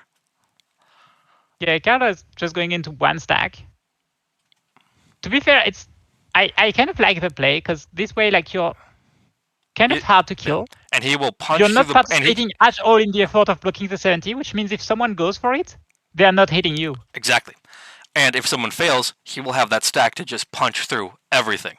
Yeah. And everything will be weaker if someone fails a run. So I don't hate the play. Zerky said, "Oh shit, here we go again." Yeah, I mean this could potentially stalemate because of these sets. These lucky sets on 3. I mean, I think at some point someone should have at some point I think someone just says screw it and goes for it. All right, Riedel says especially like all the open ones, like starting from the black 19 on the right side. Yeah. You have a line of 5 1 1 1 1 1 1 1 1 1. That's a big line. And all those territories are for anyone to get, really. Yeah. Like whoever you are, you have access to those territories. Slackerbro could. And then with the sets big enough, you can punch your way through enough of the board. Slackerbro could just go for a run here. But the thing is, it's just that this board is still quite clogged up, so it's hard. Slackerbro is not too far of getting a line on Tim. Yeah. In the case Tim doesn't set, but I think it's slightly off. It's like the 20 on the left kills the 12 and 2. Yeah, the problem is the main problem for Slackerbro is the 20. The 20 on the top left. The 20 blocked by Riedel's 18. That's the problem. Because other than that, Slackerbro has lines for literally every single thing. He would have to add like so much there, but he's already gonna have to add so much elsewhere. And now Tim adds even more up there, but Tim doesn't set. Yeah, so does he go for it? No, I think that the set is barely not big enough. He'll get 55. I mean. Yeah, I think he's missing like 25 troops to get the kill. Maybe 30 troops. But about 25, 30 troops to make the kill. Because he'd need to add like 40 to the 20 on the left. Yeah. And 40 to the 19, kind of. Oh, this? Okay, now he has it. Now he has it. If he sees it, he has it. He has it. Slackerbro has the kill on green right now. All he needs to do is realize it and go for it. What a move by Open. I don't know if it was on purpose or not. Oh. No, okay. Okay, and Carter moves in the way. But no, that opens him up even more. It's only a 15. It's only a 15. I think he's going to try. I think he is. 200 troops, he has to. Come on. If he gets the kill on Team, he sets in, and then. I think he's going. He doesn't go for it. Wait. Oh no, he does. He does. Never mind. This is a stack you had to add a couple troops on. Remember the 36 though. Don't add too much there. Don't add too much. Ooh, that's a lot. It's a 36. No, he does. He's not lining it up right. He's not trying. I think. No, I don't think he's just not trying. He's not trying. This add to the 21 just means he's not trying, right? Or maybe he forgot. Maybe he runs it. Maybe he runs it. Oh, he's running out of time though. 20 seconds. Yeah. I think he's got 15. Probably less. No, he's not doing it. Ah! That was so close. He didn't see it. I mean, either he didn't see it or he decided not to go for it, which is possible as well. I think sometimes he didn't see it. To be fair, the line is kind of convoluted. You'd really have to see everything. You'd have to be thinking about everything, line everything up right. I mean, it's a hard line to see when you're in the moment. Oh, I mean, it's a hard line to be confident in. Yeah. But I think as soon as the 30 moved, I mean, I don't know. But I think you have to be able to see it, though. And Tim, the lucky bastard, he does get the set. You can choose not to get for it, but not to go for it, I mean, but it's hard. But to be fair, Slackerbro in the middle is weird. But to be fair, Slackerbro is still very strong. Still could make anything happen. Oh, yeah. Slackerbro is still in a decent spot. It's just going to be harder and harder to chain the kill with the 70. Yeah. Because the kill is more and more expensive. Also, I think Riedel has now lost lines on open. Like, officially. Riedel? No, sorry, I meant Tim has lost lines on open. Did I say Riedel? Tim, okay. Yeah, you said Riddle, but it's okay. But yeah, I meant Tim. I think there's too much in his way. Yeah, on the 25 of open is very safe. Yeah, Tim's lines are also like Tim. He moved weird. Like he moved his stack so. I think not having a set on 4 kind of messed with him. With Tim? For Tim, yeah. I don't know. I think. I mean, maybe. I just like. But I think he's pretty happy with the current situation. Like even the chat saying it. Like I don't think he. I think his lines to win are a lot worse now. I'm a little bit disappointed that Slackerbro didn't go for the kill on Tim. So am I. I mean, that was a very good kill. I think he absolutely could have gotten it. Oh yeah, for sure. I mean, now this game. It wasn't like a very big margin kill. Yeah. But I think it was a kill. I think this game now relies on someone probably messing up the 70.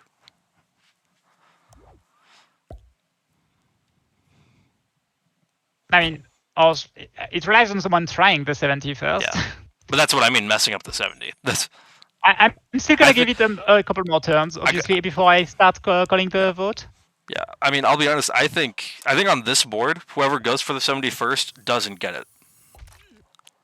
That's very likely, but Slackerbro is pretty strong. He is pretty strong, and Slackerbro could still get a kill with how much he has. Yeah, that's true. And he has stacks pointed in like every single direction. But yeah, I'm starting to struggle more and more to see anyone other than Slackerbro actually doing anything. Yeah. Obviously, it's still possible. Like right now, let's say they're on 4 cards next turn. Like Tim could set in, kill Tanyao. Like in terms of troops count, it's possible, you know? Yeah. Just the question is, will he find lines? Will he actually do something? Because Tanyao is becoming pretty safe on the top and the bottom left. Yeah. I guess Riddle has good lines on Tanyao, though. He has pretty good lines. Because Tim has stopped adding to that kill guard. Yeah, I think Riddle has amazing lines on Tanyao now. This might be our next chance. He has better lines than Tim does now. That's for sure. Yeah, this might be our best chance now that Riddle does go for Tanyao. But the thing is, well, let's see. Do Open and Carter get lucky sets again? Oh yeah, obviously if everyone sets on 3, no one is going to go for a kill. Because the thing is, setting on 3, was it on 3 or was it on 4? I don't remember. 3. He set on 3 early.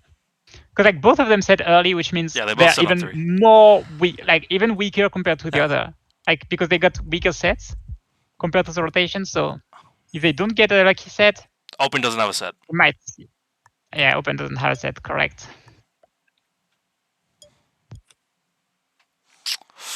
Which is very scary. Riddle needs to start counting his lines now. So without a set, it's not possible, but with a set, it's actually very easy. Yes. With the current board. Because it's only a 12 you have to go through and a 17 you have to go through on the right. Open has a set on 4, but I don't think he gets to use it. What did you say? I said Open has a set on 4, but I don't think he gets to use it. Yeah, that's... I mean, it's on the Riddle to decide, because we saw Slackerbro earlier, like, didn't go for an opportunity on Tim. Let's see if Riddle does go for the opportunity here. Actually, Leona says Riddle... Okay, now he does. Now Riddle... Because Leona said he didn't have enough for the 29, because he would have to go around through Carter 17, but now Carter moved. Enough. Now Carter moved, so now it's even easier. It was only a 17 guarding. Yeah. So I counted that that 17 had to be smashed through, but in my opinion, that 17 was always, like, it was part of the kill, always. All right, so what does Slackerbro do? And obviously, I'm assuming Riddle has a set, and that's also the reason I said without a set, Riddle doesn't have it, is because that 17 was here. Yeah. Let's see if it happens. Sets. I think he's going to do it. That was instant. Yeah. Yeah, he's doing it. Okay, yes. Adding over there means he's going for it. Let's see what he does after that kill. Because that kill, I think it's a guarantee. I don't see him fading it. I don't think he had to add there. I'm not sure why. Or maybe he just wants to split and then add troops here for the 70 run. Yeah, he's already preparing the 70 run. That's actually correct. You have to think about the 70 run early in your turn. Uh-oh. Oh, that's not enough, though. No, he blocked it off! He blocked it off! That's not enough on this side. Yeah, he had to add more on the right side. No, it's... Okay, so he fails the kill. I mean, he can still make it with a 20. Oh, no, he doesn't try anymore. No, he's just going for the 70. Oh, he might have God.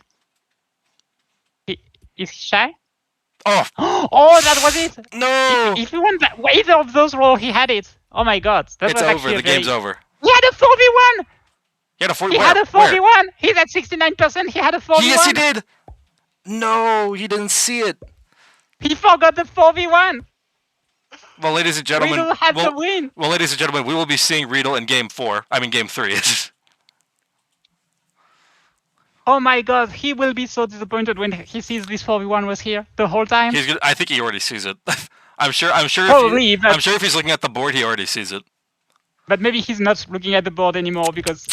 That by the sucks. way, does Tim know about the 25? What 25? I don't think he's trying to kill him. I think he's just running it. But I think he kept the 4v1 to get extra time, and he forgot about this 25. Nah, he's fine. He's fine either way. But you see, he waited till the end of the timer to do this 4v1. I think he was thinking that was the kill. Yeah, and he forgot about the 25, but luckily he didn't need the extra time. All right, so now Tim is our second one moving on from this group to the quarterfinals. We now have 4 competitors left.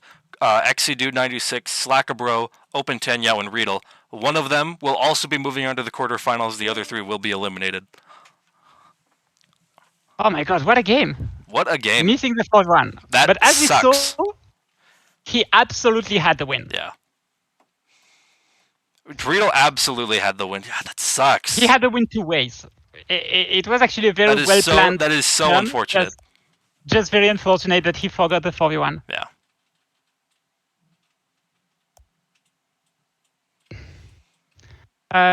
GG, everyone. Leona's saying, "God damn it, Riedel, don't let Tim through. He is my nemesis." No, I liked him. Clearly, Leona does not. I'm just kidding. I knew Tim was going to win this one somehow. I mean, yeah. Why is okay? You know what? Parlox banned from all future PR2 tournaments. Get him out. Yeah, let's check that fog is indeed on. Carter says remove bot. No, the bot is indeed here. All right, so now we're waiting on Riedel, who I'm sure is cooling off. Yeah, Riedel will be mad about this. Like, forgetting the 4v1 is such a crazy thing. I mean, it happens often, but it's always disappointing when it happens to you.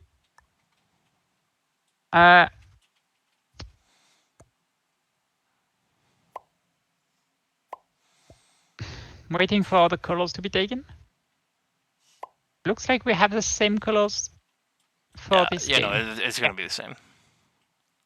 Yeah, but just like, because green is taken by the zombies, but green advanced, so it's okay. It's the same. Sam says he bets $10 on XCDude winning. You think Carter's going to win? Zerky says he thinks Riedel has this. Okay, no, is anyone going to bet on Open? You know what? I'll bet on Open and Slacker, because you guys are betting against them. I bet on both of them. I like this. I guess I don't have to bet on anyone then. Actually, no, that makes it more interesting. All right, Lena, who do you want to bet for, Slacker or Open? I'll bet for the other one. I'll go for Open then. All right, then I'll go for Slacker, bro. My money's on Slack. But it's just because I forgot Fog. Otherwise, I wouldn't have bet on anyone. All right, so Fog, I forgot, is on for this. Yeah, Fog is on. That is a recent change, by the way, for anyone who maybe saw groups 1, 2, or 3. The settings were changed, so now Fog is on for the third game. It was off for the first 3 groups. And by the way, looking at the start, I kind of want to change my pick. Yeah, I mean, these zombies might go on a tear through Open. Because These open twos are not well placed. Not well placed at all. Oh! That's already 4 troops lost. Well, Lena, no takesy backsies. Yeah, I know. My money's on Slack. Big money.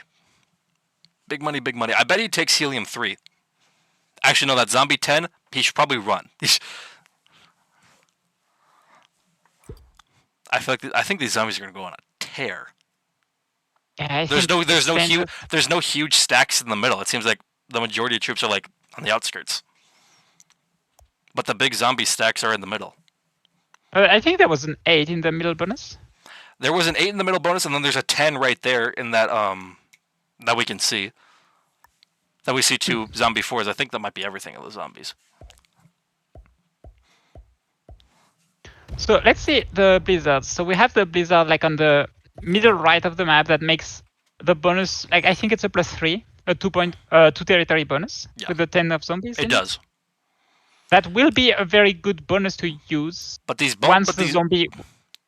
Yeah, but the thing is, the zombies will go from there. That's true. So this place will only be once. You know, so the blizzards aren't as crazy as I've seen them in previous games, because some of these blizzards have turned like a 2 bonus 1 point hold and all that kind of stuff.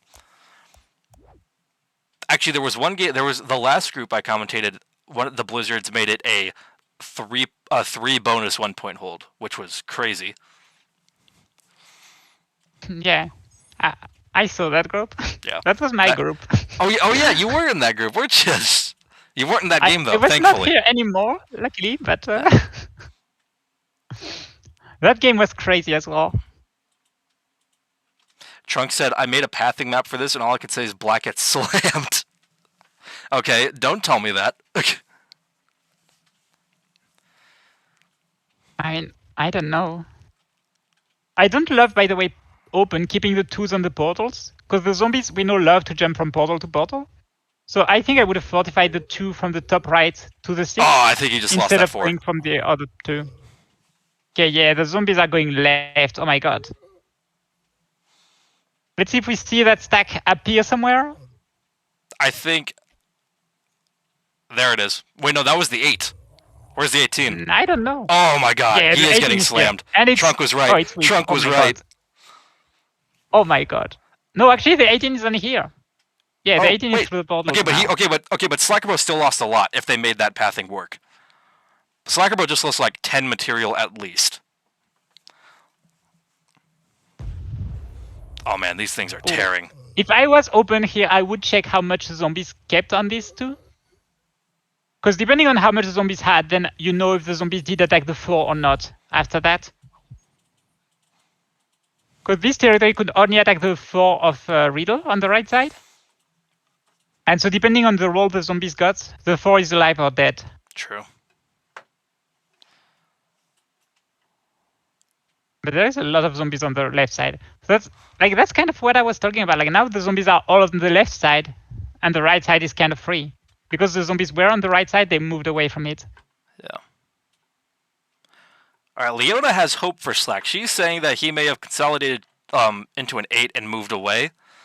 I mean, I'll trust you, Leona. I'm hoping. I'm hoping hard. I mean, it's hard to know exactly in the fog. And it's right now we don't see a lot of players. But to be fair, that those kind of big hits can happen. Like in my group, so I was in group 1. The fog was off, so everyone saw this happen. I went from 26 troops to 5 in 1 turn of zombies. Did you advance? No. I'm shocked.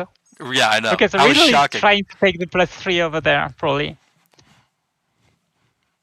Riddle took both portals. All right. Yeah, I think Riddle probably has the bonus, actually. The one with the Blizzard and the 2 territory bonus. Also, if the zombies cleared out the middle as much as I think they did, I think the bot's probably pretty weak right now. Because the bot had a lot in the middle. That's fair as well. Open reduced to 3 positions, but they're all pretty spread out. I mean, 2 of them are in 2 different corners on opposite sides of the map. All right, there we see some bot. Here, by the way. Yeah, okay, so, and I mean, that could be the bot's last position for all we know. I think it would be smart for Open to stay there. Might be okay to go up here. Yeah. I mean, yeah, I don't know.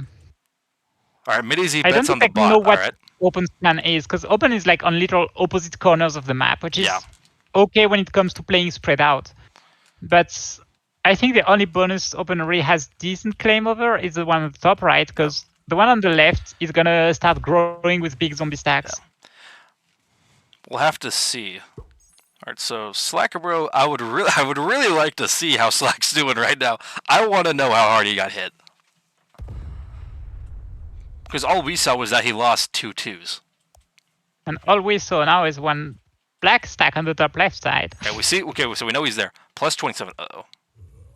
That's plus. Oh. Yeah, that's like the we small. don't see anything. Come on. All right, well, we see something. By the way, this portal next to Open 6 is really good for Open. Yeah. I mean, kind of really good, but at the same time, not that good. I think about it? At the same time, there's a 10 of zombies there. Yeah, but like the 10 will prioritize the portal probably. And so it will empty a little bit the zombies next to Open. That's what I mean. Yeah. But the thing is, if the zombies are still in the exponential growth phase, Open might have trouble keeping the 2 top 6s alive. Like the bottom left side is safe, but the other 2 might be a little bit troublesome to keep alive. That's true. Because if it's still exponential growth phase, we are now up to 125%, I believe. And that would be a little bit hard to defend from. It depends on what happens. Like, in my game, the zombies had one of those like massive growth turns where like they doubled in size and like a bunch of shit got hit. That was when I lost all my material. Some groups have had infections happen, so someone loses a stack and then that kind of revives them a bit. Yeah, but like, yeah, it all depends on how much of the board or how much of the troops the zombies have. I feel like if they have less than 40%, it's gonna keep growing like a lot, and those 7s are gonna become. I feel like it depends on how much the zombies get to hit in the first couple turns. The zombies have hit a lot in these first couple turns, in my opinion. So I think it's more likely we see, possibly. I don't like. It really depends. But I think this turn we're probably still. I think this 7 is not 100% safe. I mean. Right now, if the other players didn't lose a lot of troops to the zombies, Open loses that 7. Yeah. Like, there is a world where Open loses both 7s, actually. Leona said they had an infection like immediately yesterday. Yeah, I remember I was broadcasting that, and I remember seeing Zycron like he immediately lost his 7, like on like turn 2. Crazy. Oh yeah, you were there. That was crazy. The little 7. You had an interesting group, Lena. Yeah, I did. From start to finish, every game was interesting in its own way.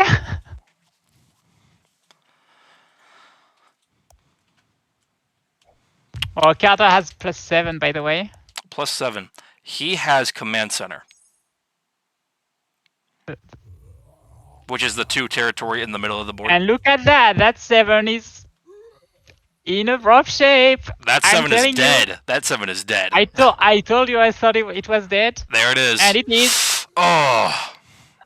And that 6 of Riddles might be dead too. Let's see. What's the pathing with the portals? Is that 6 dead? It doesn't really matter what the pathing is, because the 15 is not going to become an 11 out of hitting the portals. Okay, so now we can't even see if it does, but I think it will. It's hitting right now. Like it is hitting for sure.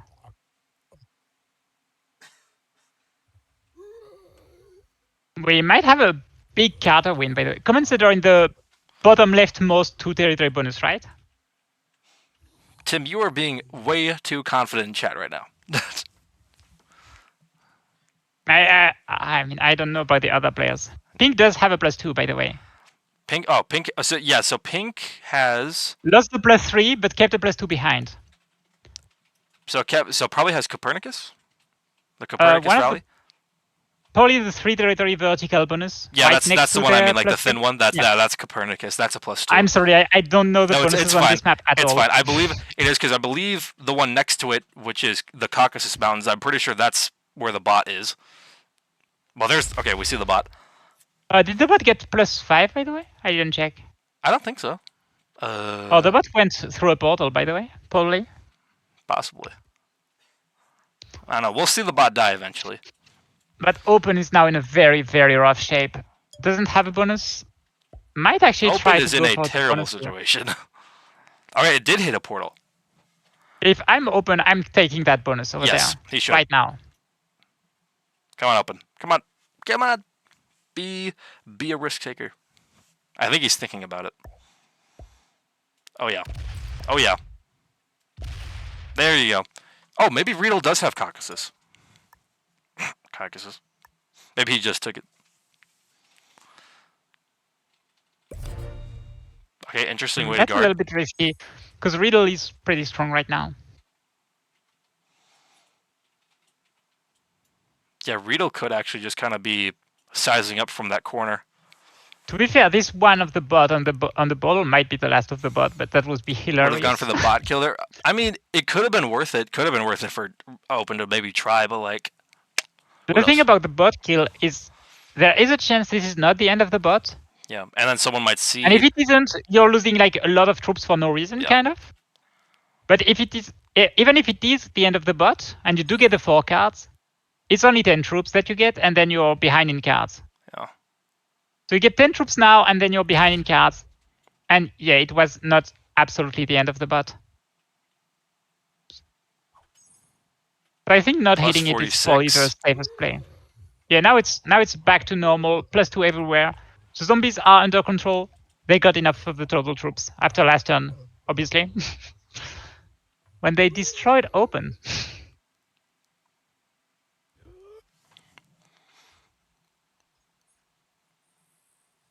+8. So only one of the +2s. No, but only one of the +2s. They don't have all the 3 bonuses. And they had. That's where the bot was. And so now the bot was still. So the bot was still on Caucasus. I am smart. Yeah. I am a genius. But yeah, I think now Riedel might have all 3 bonuses. He does. He has the 2.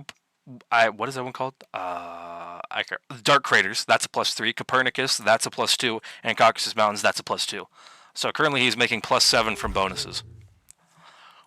If he can hold. And that is a lot of bonuses, by the way. Yeah.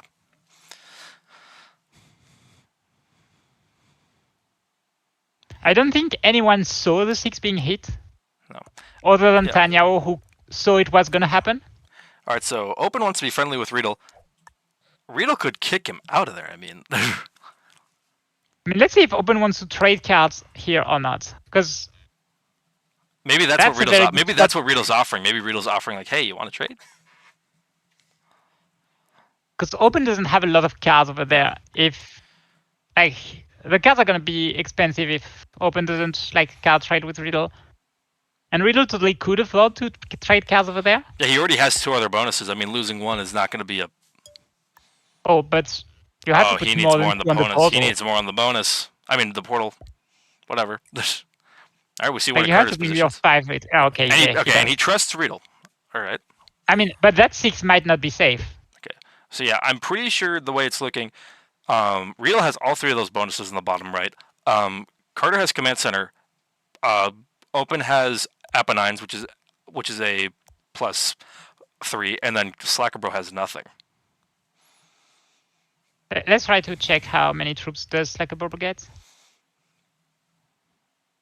I mean, Slackerbro could be in one position right now. We have no because Trunk, as Trunk said, Slackerbro lost a lot first turn potentially. What he has up in Plato in the top left could be all he has.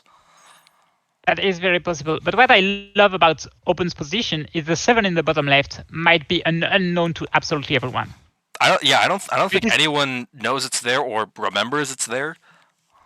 There's a big chance no one comes over there. Okay, so the 6 looks safe, apparently. Yeah.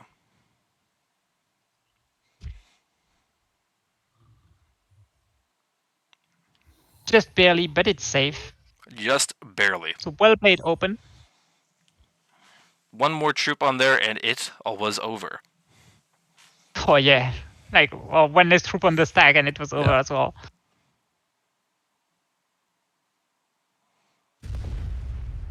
20. Oh, 20 wow. stack. Hello there. Yeah, Riddle is massive right now. I think Open is just praying for Riddle to mess up at some point and playing good neighbor in the meantime.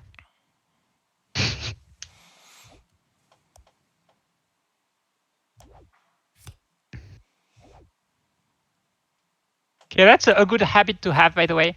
In Zombies game, you want to check where the +2s on your cards are, because that's where the zombies have some troops. Yeah. So right now, Open is making sure to remember where troops are, poorly. I'm assuming that's why they go back and forth between like checking the cards, checking where they are on the map. I think. And that's a very good habit to have.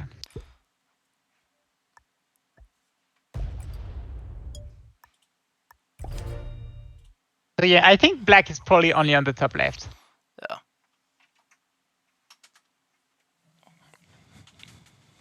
The bottom. I think like yeah, I the think bottom side of the map. Like I'm willing to trust Trunk with his knowledge of the pathing map. I think he was right in that Slackerbro just got like everything hit that first turn. Yeah.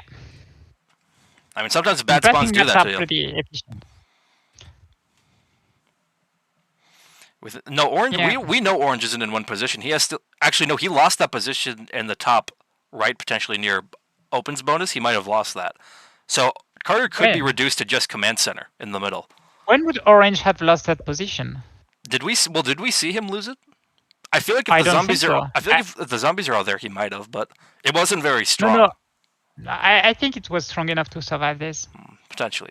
Yeah, it was a 6 or 7. It was as big as Open stack. But even then, it's very clear he has a lot of troops consolidated in that bonus. So it's like he's not really risk of death. I mean, you're one hit from Riddle away from dying. Whoever you are in this game.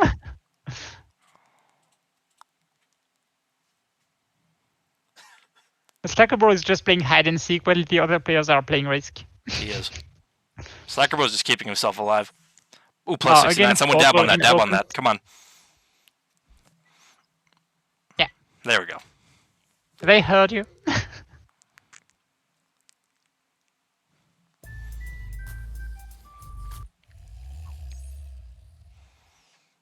+8, wait. There is still someone in one of the +2s. There's still someone in Caucasus, I bet. The Riddle is keeping someone behind. Probably black, actually. Possibly not anymore. He rolled something that he slidered for. I'm not sure. He would just slider even if he was just taking a card from the zombies. I mean, he could have Slack alive back there. If he's only making +8, one of those +2s is not claimed. Unless he just claimed it. I think he might have just claimed it now. This fortification is probably just... Yeah, this fortification just makes me think maybe he... Whoever was there, he just removed them. Bonus.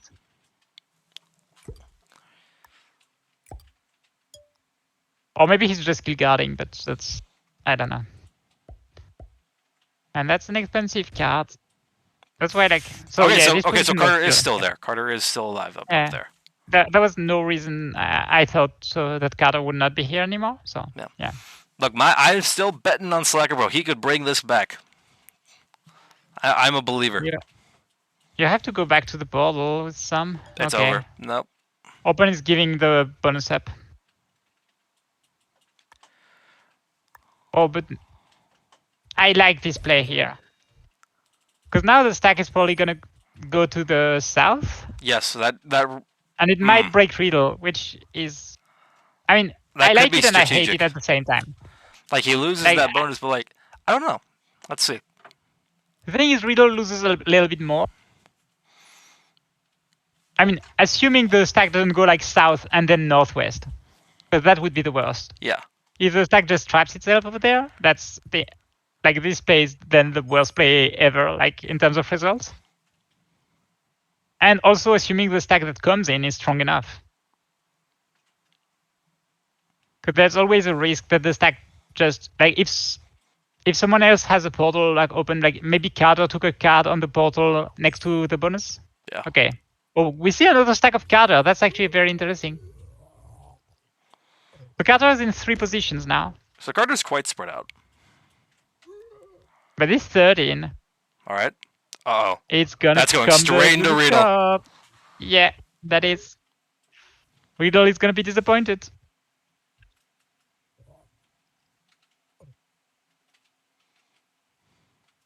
Like Open is saying, yeah, the bonus is not very worth it anymore. I'd rather have a stack going to Riddle. All right, chat is confident that Slacker is going to die this turn. Oh, that's a very fair possibility. Yeah. Riddle might kill Slacker here. Or if he doesn't, Carter probably has very good lines to do so. Yeah, but I think it's very hard for anyone but Riddle to go for it because of the potential that Slacker is still behind. We don't know who is back there though. Someone like maybe even Carter could. I mean, it wouldn't make much sense for Carter to be back there, but maybe even no one. But we just don't know because the zombies came in. We don't know anymore. Oh, Mr. Cuffy, thank you for the raid. Yeah, if Open didn't allow the zombie in, we could know if the stack was still there, but now we don't. No, it doesn't look like Riddle's doing anything. Riddle is thinking about the split here. 3, 2. Okay, it doesn't split. This is a tournament game, yes, Mr. Cuffy. This channel, Professional Risk Takers, we live stream all tournaments that come through the Professional Risk Takers circuit. We host several tournaments. This is the In-BRUHH-tational and Invitational tournament we're hosting. Oh, and Open retakes the bonus. He retakes. And there's a 5 again here. Huh. I'm confused. He doesn't set. I mean, the 5. Did he have a set? I didn't actually check. I think he had a set and didn't use it. Yeah, he had a set. I think that was maybe. Yeah. I think the infantry was the last card, so he had one, but I'm not guaranteed. Well, Carter's thinking. He sets. Maybe he goes. We could try to go for the. I feel like if anyone knows Slacker, if anyone remembers that Slacker was up there, then it would certainly be Carter.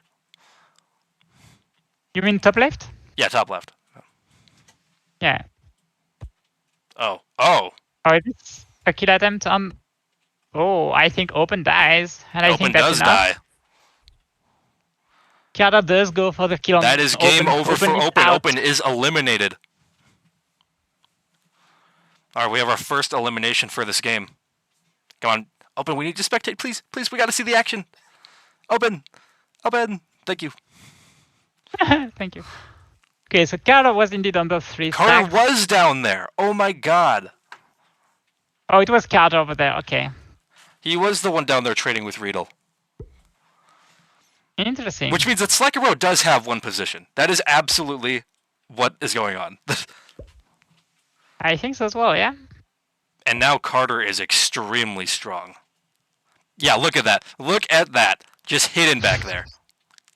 Just playing hide and seek while everyone is. Because no one else has gone up there. No one else had a reason to go up there. The fact that Slacker didn't set is crazy, though. Oh, he didn't set. There's no way he survives. I guess if Carter doesn't set. Look, Riddle's only win condition here is if he has a set on 3 and can kill Slacker. Because I think if he doesn't, I'm pretty sure Carter wins this. Because Carter has so many troops. Carter has a lot of troops. Riddle has only. I mean, Riddle still has a lot of troops, to be honest. Yeah, but he doesn't. He's not. He has to get the kill, but he doesn't have it. Wait, he's taking Carter there. Is he looking for it? No. Is he? Wait. Is he? He's not going to find it though. He's not going to get there. I mean, he's going in the right direction. But he's not going to have enough. He's already got too little. Yeah. He's already got too little. Yeah, I think it's GG. Oh, lost so much on that one. That is, at least he went for it. Oh my god, Riddle. There's a chance. I mean, to be fair, this is like his only shot. I mean, he's already gone. There is a chance. Oh my god. There is a chance.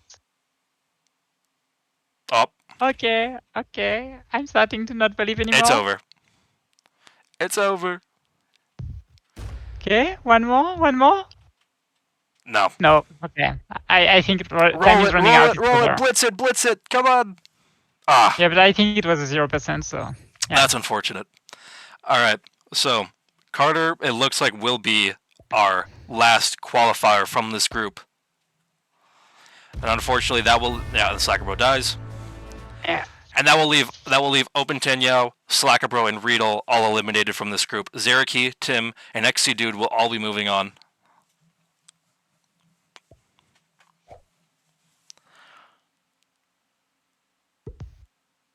Yeah, that's the easiest cleanup to do now for Carter.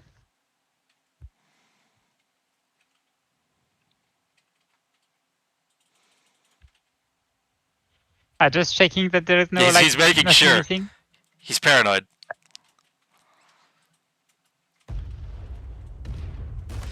And that is GG. And that is it. All right. We have a winner. Clearly, a lot of the players are in the chat, so if anyone wants to come join the call for a post game, you can. Let's see. Let me. Yeah, Tim and Zeraki are both here, guys. Go ahead and undeafen.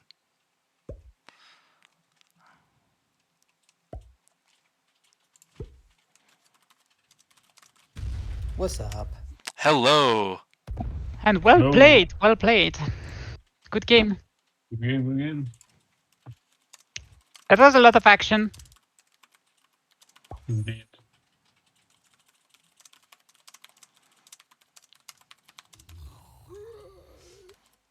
So who do we have here? We have Open, Zeraki, and Tim. Yeah. Hello. Oh, interesting. Interesting. So I want to talk post game. Let's start from the beginning, game 1. Yeah. So with how things went, what was? I had a question lined up immediately. Who was the first person that died? Was that Riedel? Riedel, yeah. Yeah. Open. So you agreed to feed the kill to Zeraki. Can I ask why? Oh no, I initiated it. Yeah. I basically asked him if he's up to attack Riedel. Fair enough. He said yes, and then he basically feeded me. I just mean, what was your reasoning for letting Zeraki get that kill? Just because you knew it would get another person off the board? Yeah, exactly that. So I tried to see if I could get the kill myself, but it would be too risky at that moment. Fair enough. I was like, I've seen a couple of games on these settings, and I'm so scared they're gonna stalemate. I really, really, really don't want to stalemate. So I just had to do something, and hope he got bad dice and stuff. So it was at best equal in troops for he lost 6 troops, I think. I counted. He started with 95, and I think he ended up with 89. So actually lost 6 troops. Yeah, so but he gained 2 cards. It was kind of negative. He gained 2 cards. Exactly. So it was worth it. Oh yeah. It was worth it, but then it was in. I did not expect you to feed it. Yeah, I just really wanted the game to progress. That's fair. As fast as possible. Did you? Yeah. Well, speaking of about the game progress, did you expect Carter to kill you when he did? I did not. So what was that, like 30 troops negative? He went very negative on it, but it was just enough to keep him alive, I suppose. And Zeraki asked you to remove his 10 from that one pocket, like before that all happened. Do you think that would have changed anything if you had? It was too expensive for me because I was like 20 troops down from Carter. That's fair. That would have been my kill anyway. That's fair. Tanya, your kill guards, like, were frustrating me then, as I'm sure mine were in game 2. But literally, I was like, you've got kill guards on everyone, like orange, like 3 times over. I was like, what is this? And then you left, and I was like, well, now I don't want to be the one who kill guards because then I'm first to die. Yeah, that was my reasoning. Like, also I wasn't kill guarded by anyone basically, so I had to move into that pocket. It was less about leaving the kill guard. Also, it was also that, but also maybe being guarded myself. Yeah.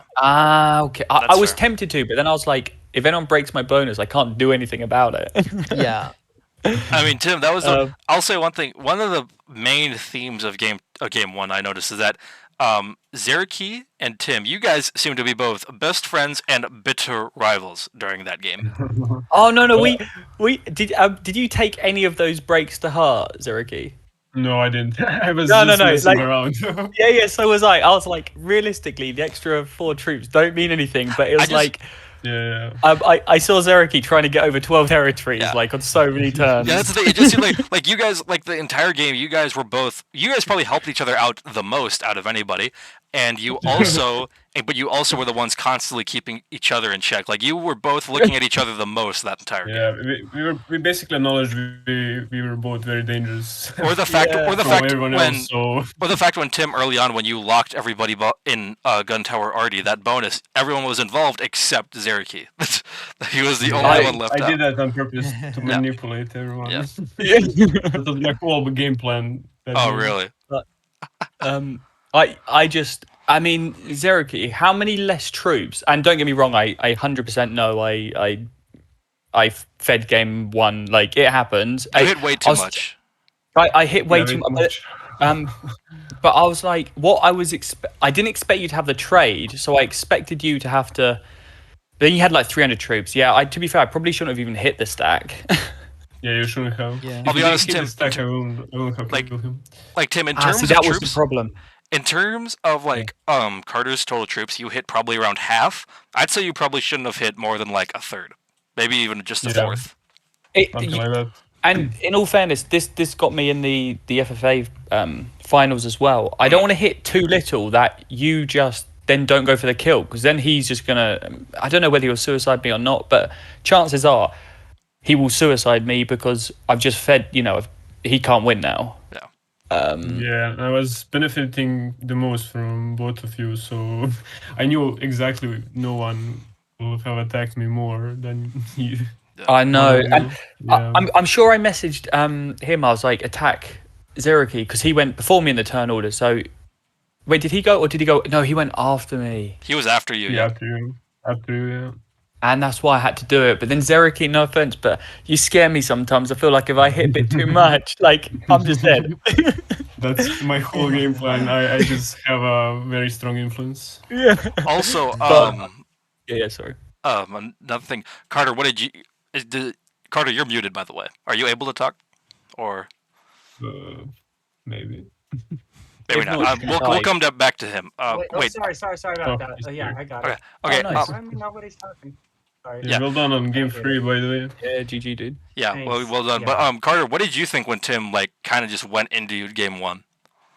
I figured that was going to come because I was being an annoyance to them.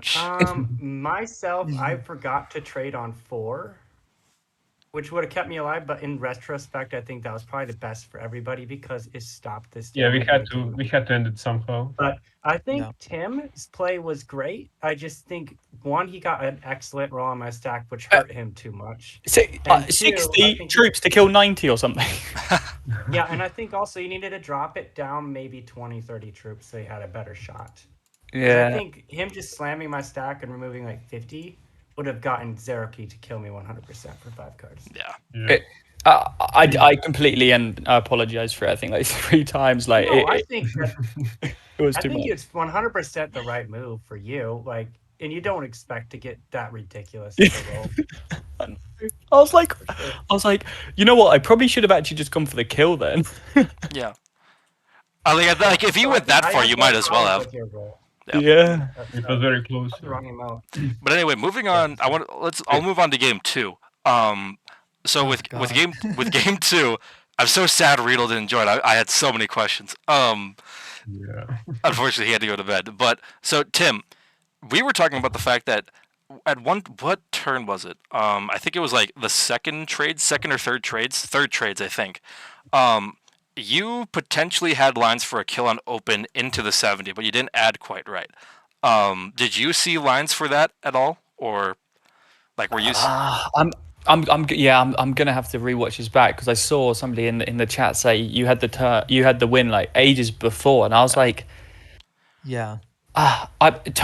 So when they traded, the time that I was gonna kill them, or I thought they were dead, or it was right before. It was right before they set on you were on 3, 60 I believe. Troops. Yeah, you were on like 60 troops, and I was on 30 troops back then. Yeah.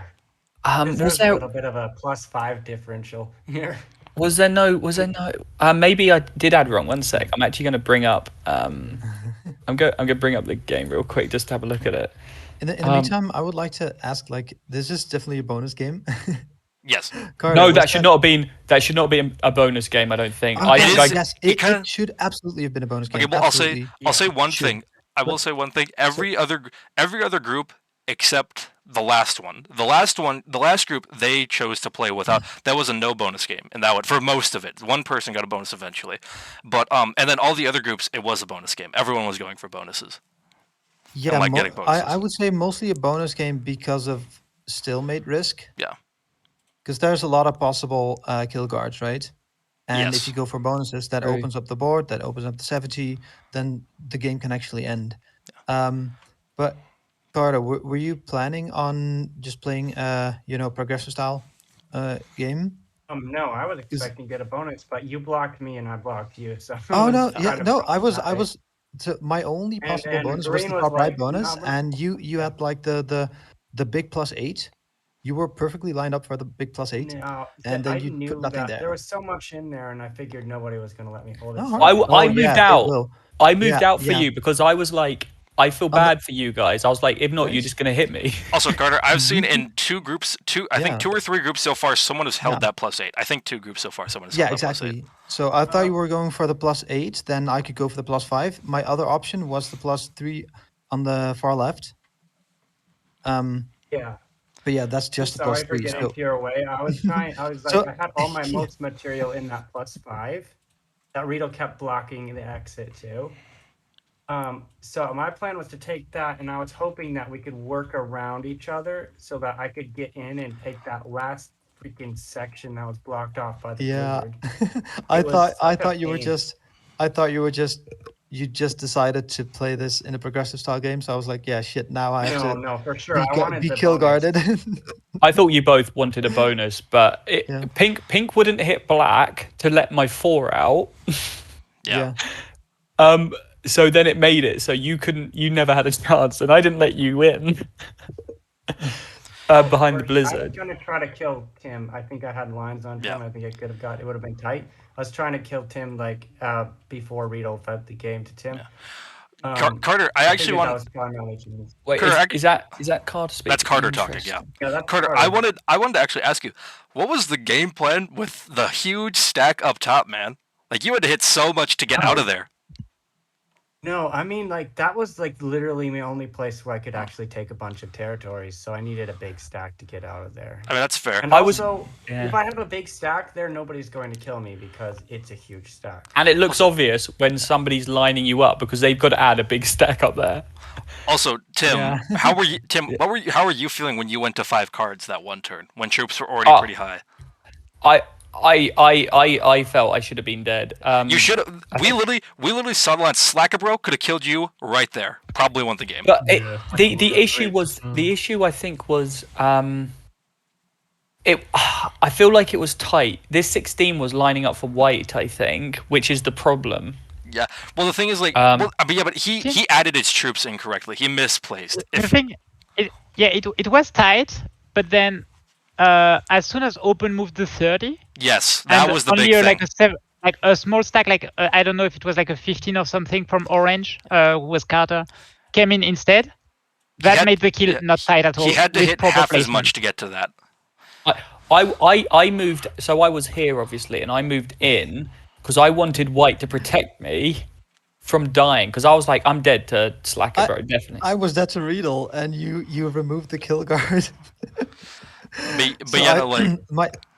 Riedel was lined up on me. I was surprised. The only thing blocking me was right. So the only thing blocking me was your stack, Tim, your stack, and Slackerbro's stack, and then your stack moved out of the way. So Riedel was perfectly lined up for me. So I went in as well, so Carter could jump in and defend me instead. Oh, this was such a messy game. To be fair, it was the time you both traded in on 3. That really, because I was like, whichever one of you doesn't trade on 3, I'm killing and then I'm winning, or somebody's killing and I'm winning. But you both traded on 3. I don't know what turn it was. Yeah, Tim, you were actually your subtle hints of trying to kill me, and I was like, God, nope. The thing is, The thing is, I was lined up perfectly, I think, on both of you. And I was like, how do I not make it look so obvious? But it was this part, the reason I didn't go for you open, because I was getting worried about this. I was like, which way do I come in from? But no, it was a good game, and I'm sorry, Riedel. Yeah, and I will say, because did you guys also see the 4-on-1 that Riedel could have hit to win the game? Yeah, that was so bad. He had a 4-on-1. Yeah. He rolled 2 stacks that he didn't win. When that entire time he had a 4-on-1, and if he hit it, he would have won. Yeah, panicked too much. It was so bad. I've been there before, and I've done that, so I can't really judge in any way. Yeah. Oh no! It's so stressful. Yeah. But another thing is like, if only Slackabro hadn't been as passive as he was, because he was so strong, he could have punched his way to a win if he had to. I think he just used. Oh no, Riedel! I did not see that. Yeah, that was so rough. But I think that's all I really had to ask about game 2. But then game 3.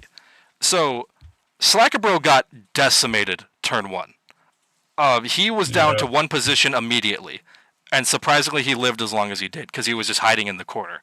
I don't know. Did you guys? I'm assuming you guys didn't quite know that, like Carter and Open. Well, Carter especially, because Carter was in a pretty that Slackabro was only in 1 position. Oh, I was pretty sure. Yeah. I figured he was in 1 position, but because I don't know how much you saw. That was another reason why I checked at the bottom. Yeah. I figured he was clobbered by the zombies. Because I was like, better in position to kill Tanya than I was. Because we didn't exactly get to see. Oh, go ahead, Open. Chad, how did you know I was there? Like, that was a had pretty. The territory card. I had the territory card. I knew somebody was there, so I went and checked there. And I saw all of you poor people getting killed by the zombies. Well, the zombies were deciding to miraculously decide to not hit me at all the first turn, and I was able to build up bonuses. So the funny part is that right before the zombies had their first turn, Trunk was in the chat and he was like, "Yeah, I studied the pathing map for this. Slack's about to get slammed." And we're like, "Oh." He did.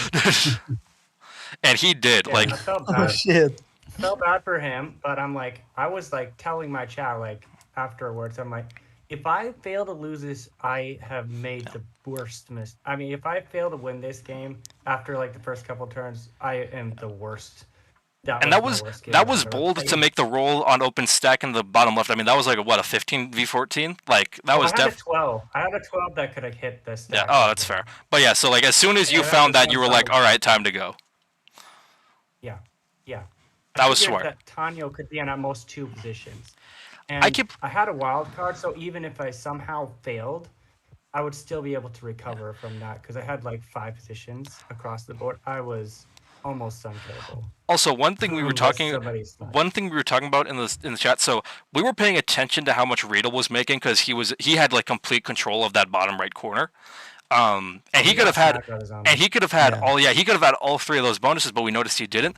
So we in the stream, we thought that Slack maybe had a second position there, but he didn't. It was you, and I'm just so confused as to why he wouldn't just wipe you out. I think I was just gave him the fist bumps and everything. Hey, we can be buddies. I really wanted to keep that position because I had lines on other stuff. I was. Yeah. But I was like, the best move for him was to clear me out and take all 3 bonuses. But yeah, no.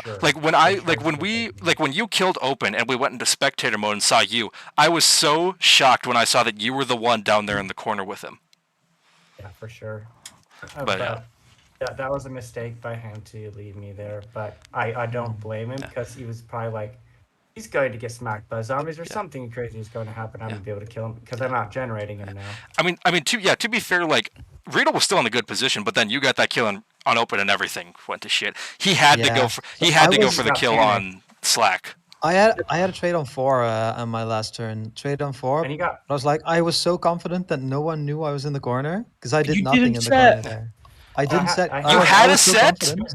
We thought you didn't have one. So I had a set. I was like, if I set now, people may actually think, Riedel could see my stack, of course, but wait, Open.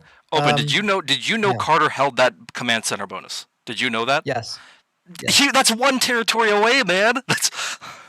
He could have found out at any time. It was 2 territories away. I thought it was. Isn't it 1? I thought it was 1. It's 2. The shortest path was 2. I can't believe you didn't say it. I still can't believe. I can't believe it either. Well, I think if he didn't set, I would have gone for Slacker Bro because I figured Slacker Bro was maybe at 2 positions, and so I would have gone for Slacker Bro instead because I wanted to make a kill there. He was lucky. He was lucky. Absolutely, no one else was in that corner. I don't. Yeah, Einstein definitely should have said. Wait, can anyone explain why this 9 is here? Oh wait, I'm not looking at your stream. Hold on, let me up. Oh, sorry. What? Why which 9 is here? I don't get the 9. Okay, we brought that up. Someone said that in chat. Like, if Riedel had that 9 on stack, he probably would have had enough by the time he made it to Slack. Yeah, I don't. I don't understand it either. Oh, which 9? Maybe to keep possibly to keep a watch on Carter. I'm not sure. Well, only that makes sense. Yeah. I don't see any other reason.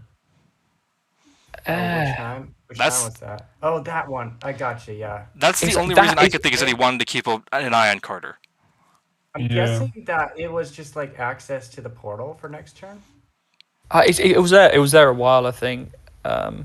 Oh, we don't see it. Poor Slacko, bro. Man, he got completely. He got wiped. We're just very unlucky. Yeah. Oh, I know. One sec, where is it? Like that was it. That was it. That was all that reminded him. Remained of him. If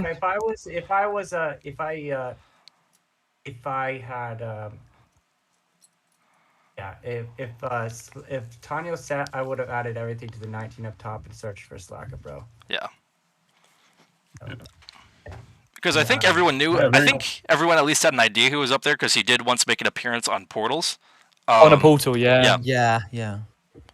Yeah, it was pretty clear he was only there.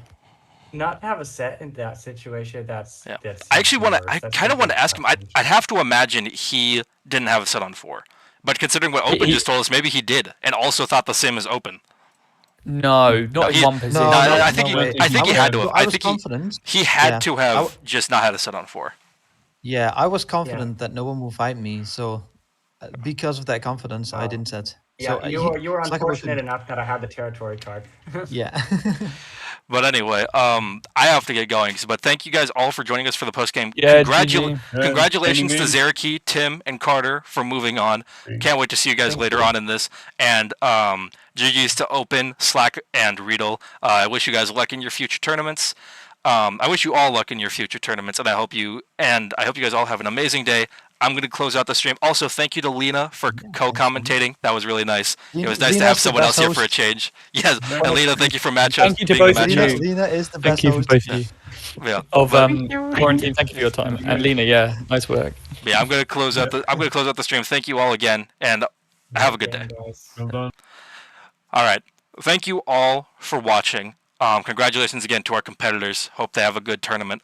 Thank you to Lena for co-commentating. You can find her at, hold on, let me find her Twitch. I will find her Twitch. I think it's linked on her profile, possibly. No, it's not. I can't see it on streamer mode. Hold on. How do I turn that off? All right. I think now I can see it. No, dang it. No. Hold on, let me see if I can find her on Twitch. Okay, so you can find Lena at LenaKitty69, Lina Kitty69. She streams over there. Go drop her a follow. She is an amazing Risk streamer. And if you want to find me, you can find me at twitch.tv/quarantined, spelled just like the word quarantined with a 1 instead of an I. Should be seen on the bottom bar. But thank you all again for watching. If you want to support the PRT, be sure to drop a follow on the Twitch channel and even subscribe if you can afford it. It goes a long way to support us and keep these streams ad-free so that your tournament experience remains uninterrupted. You can get to watch all of these tournament games without having to sit through ads every time. And that's about it. The next group will be... When is the next group? Let me put it up on the dashboard. The next group will be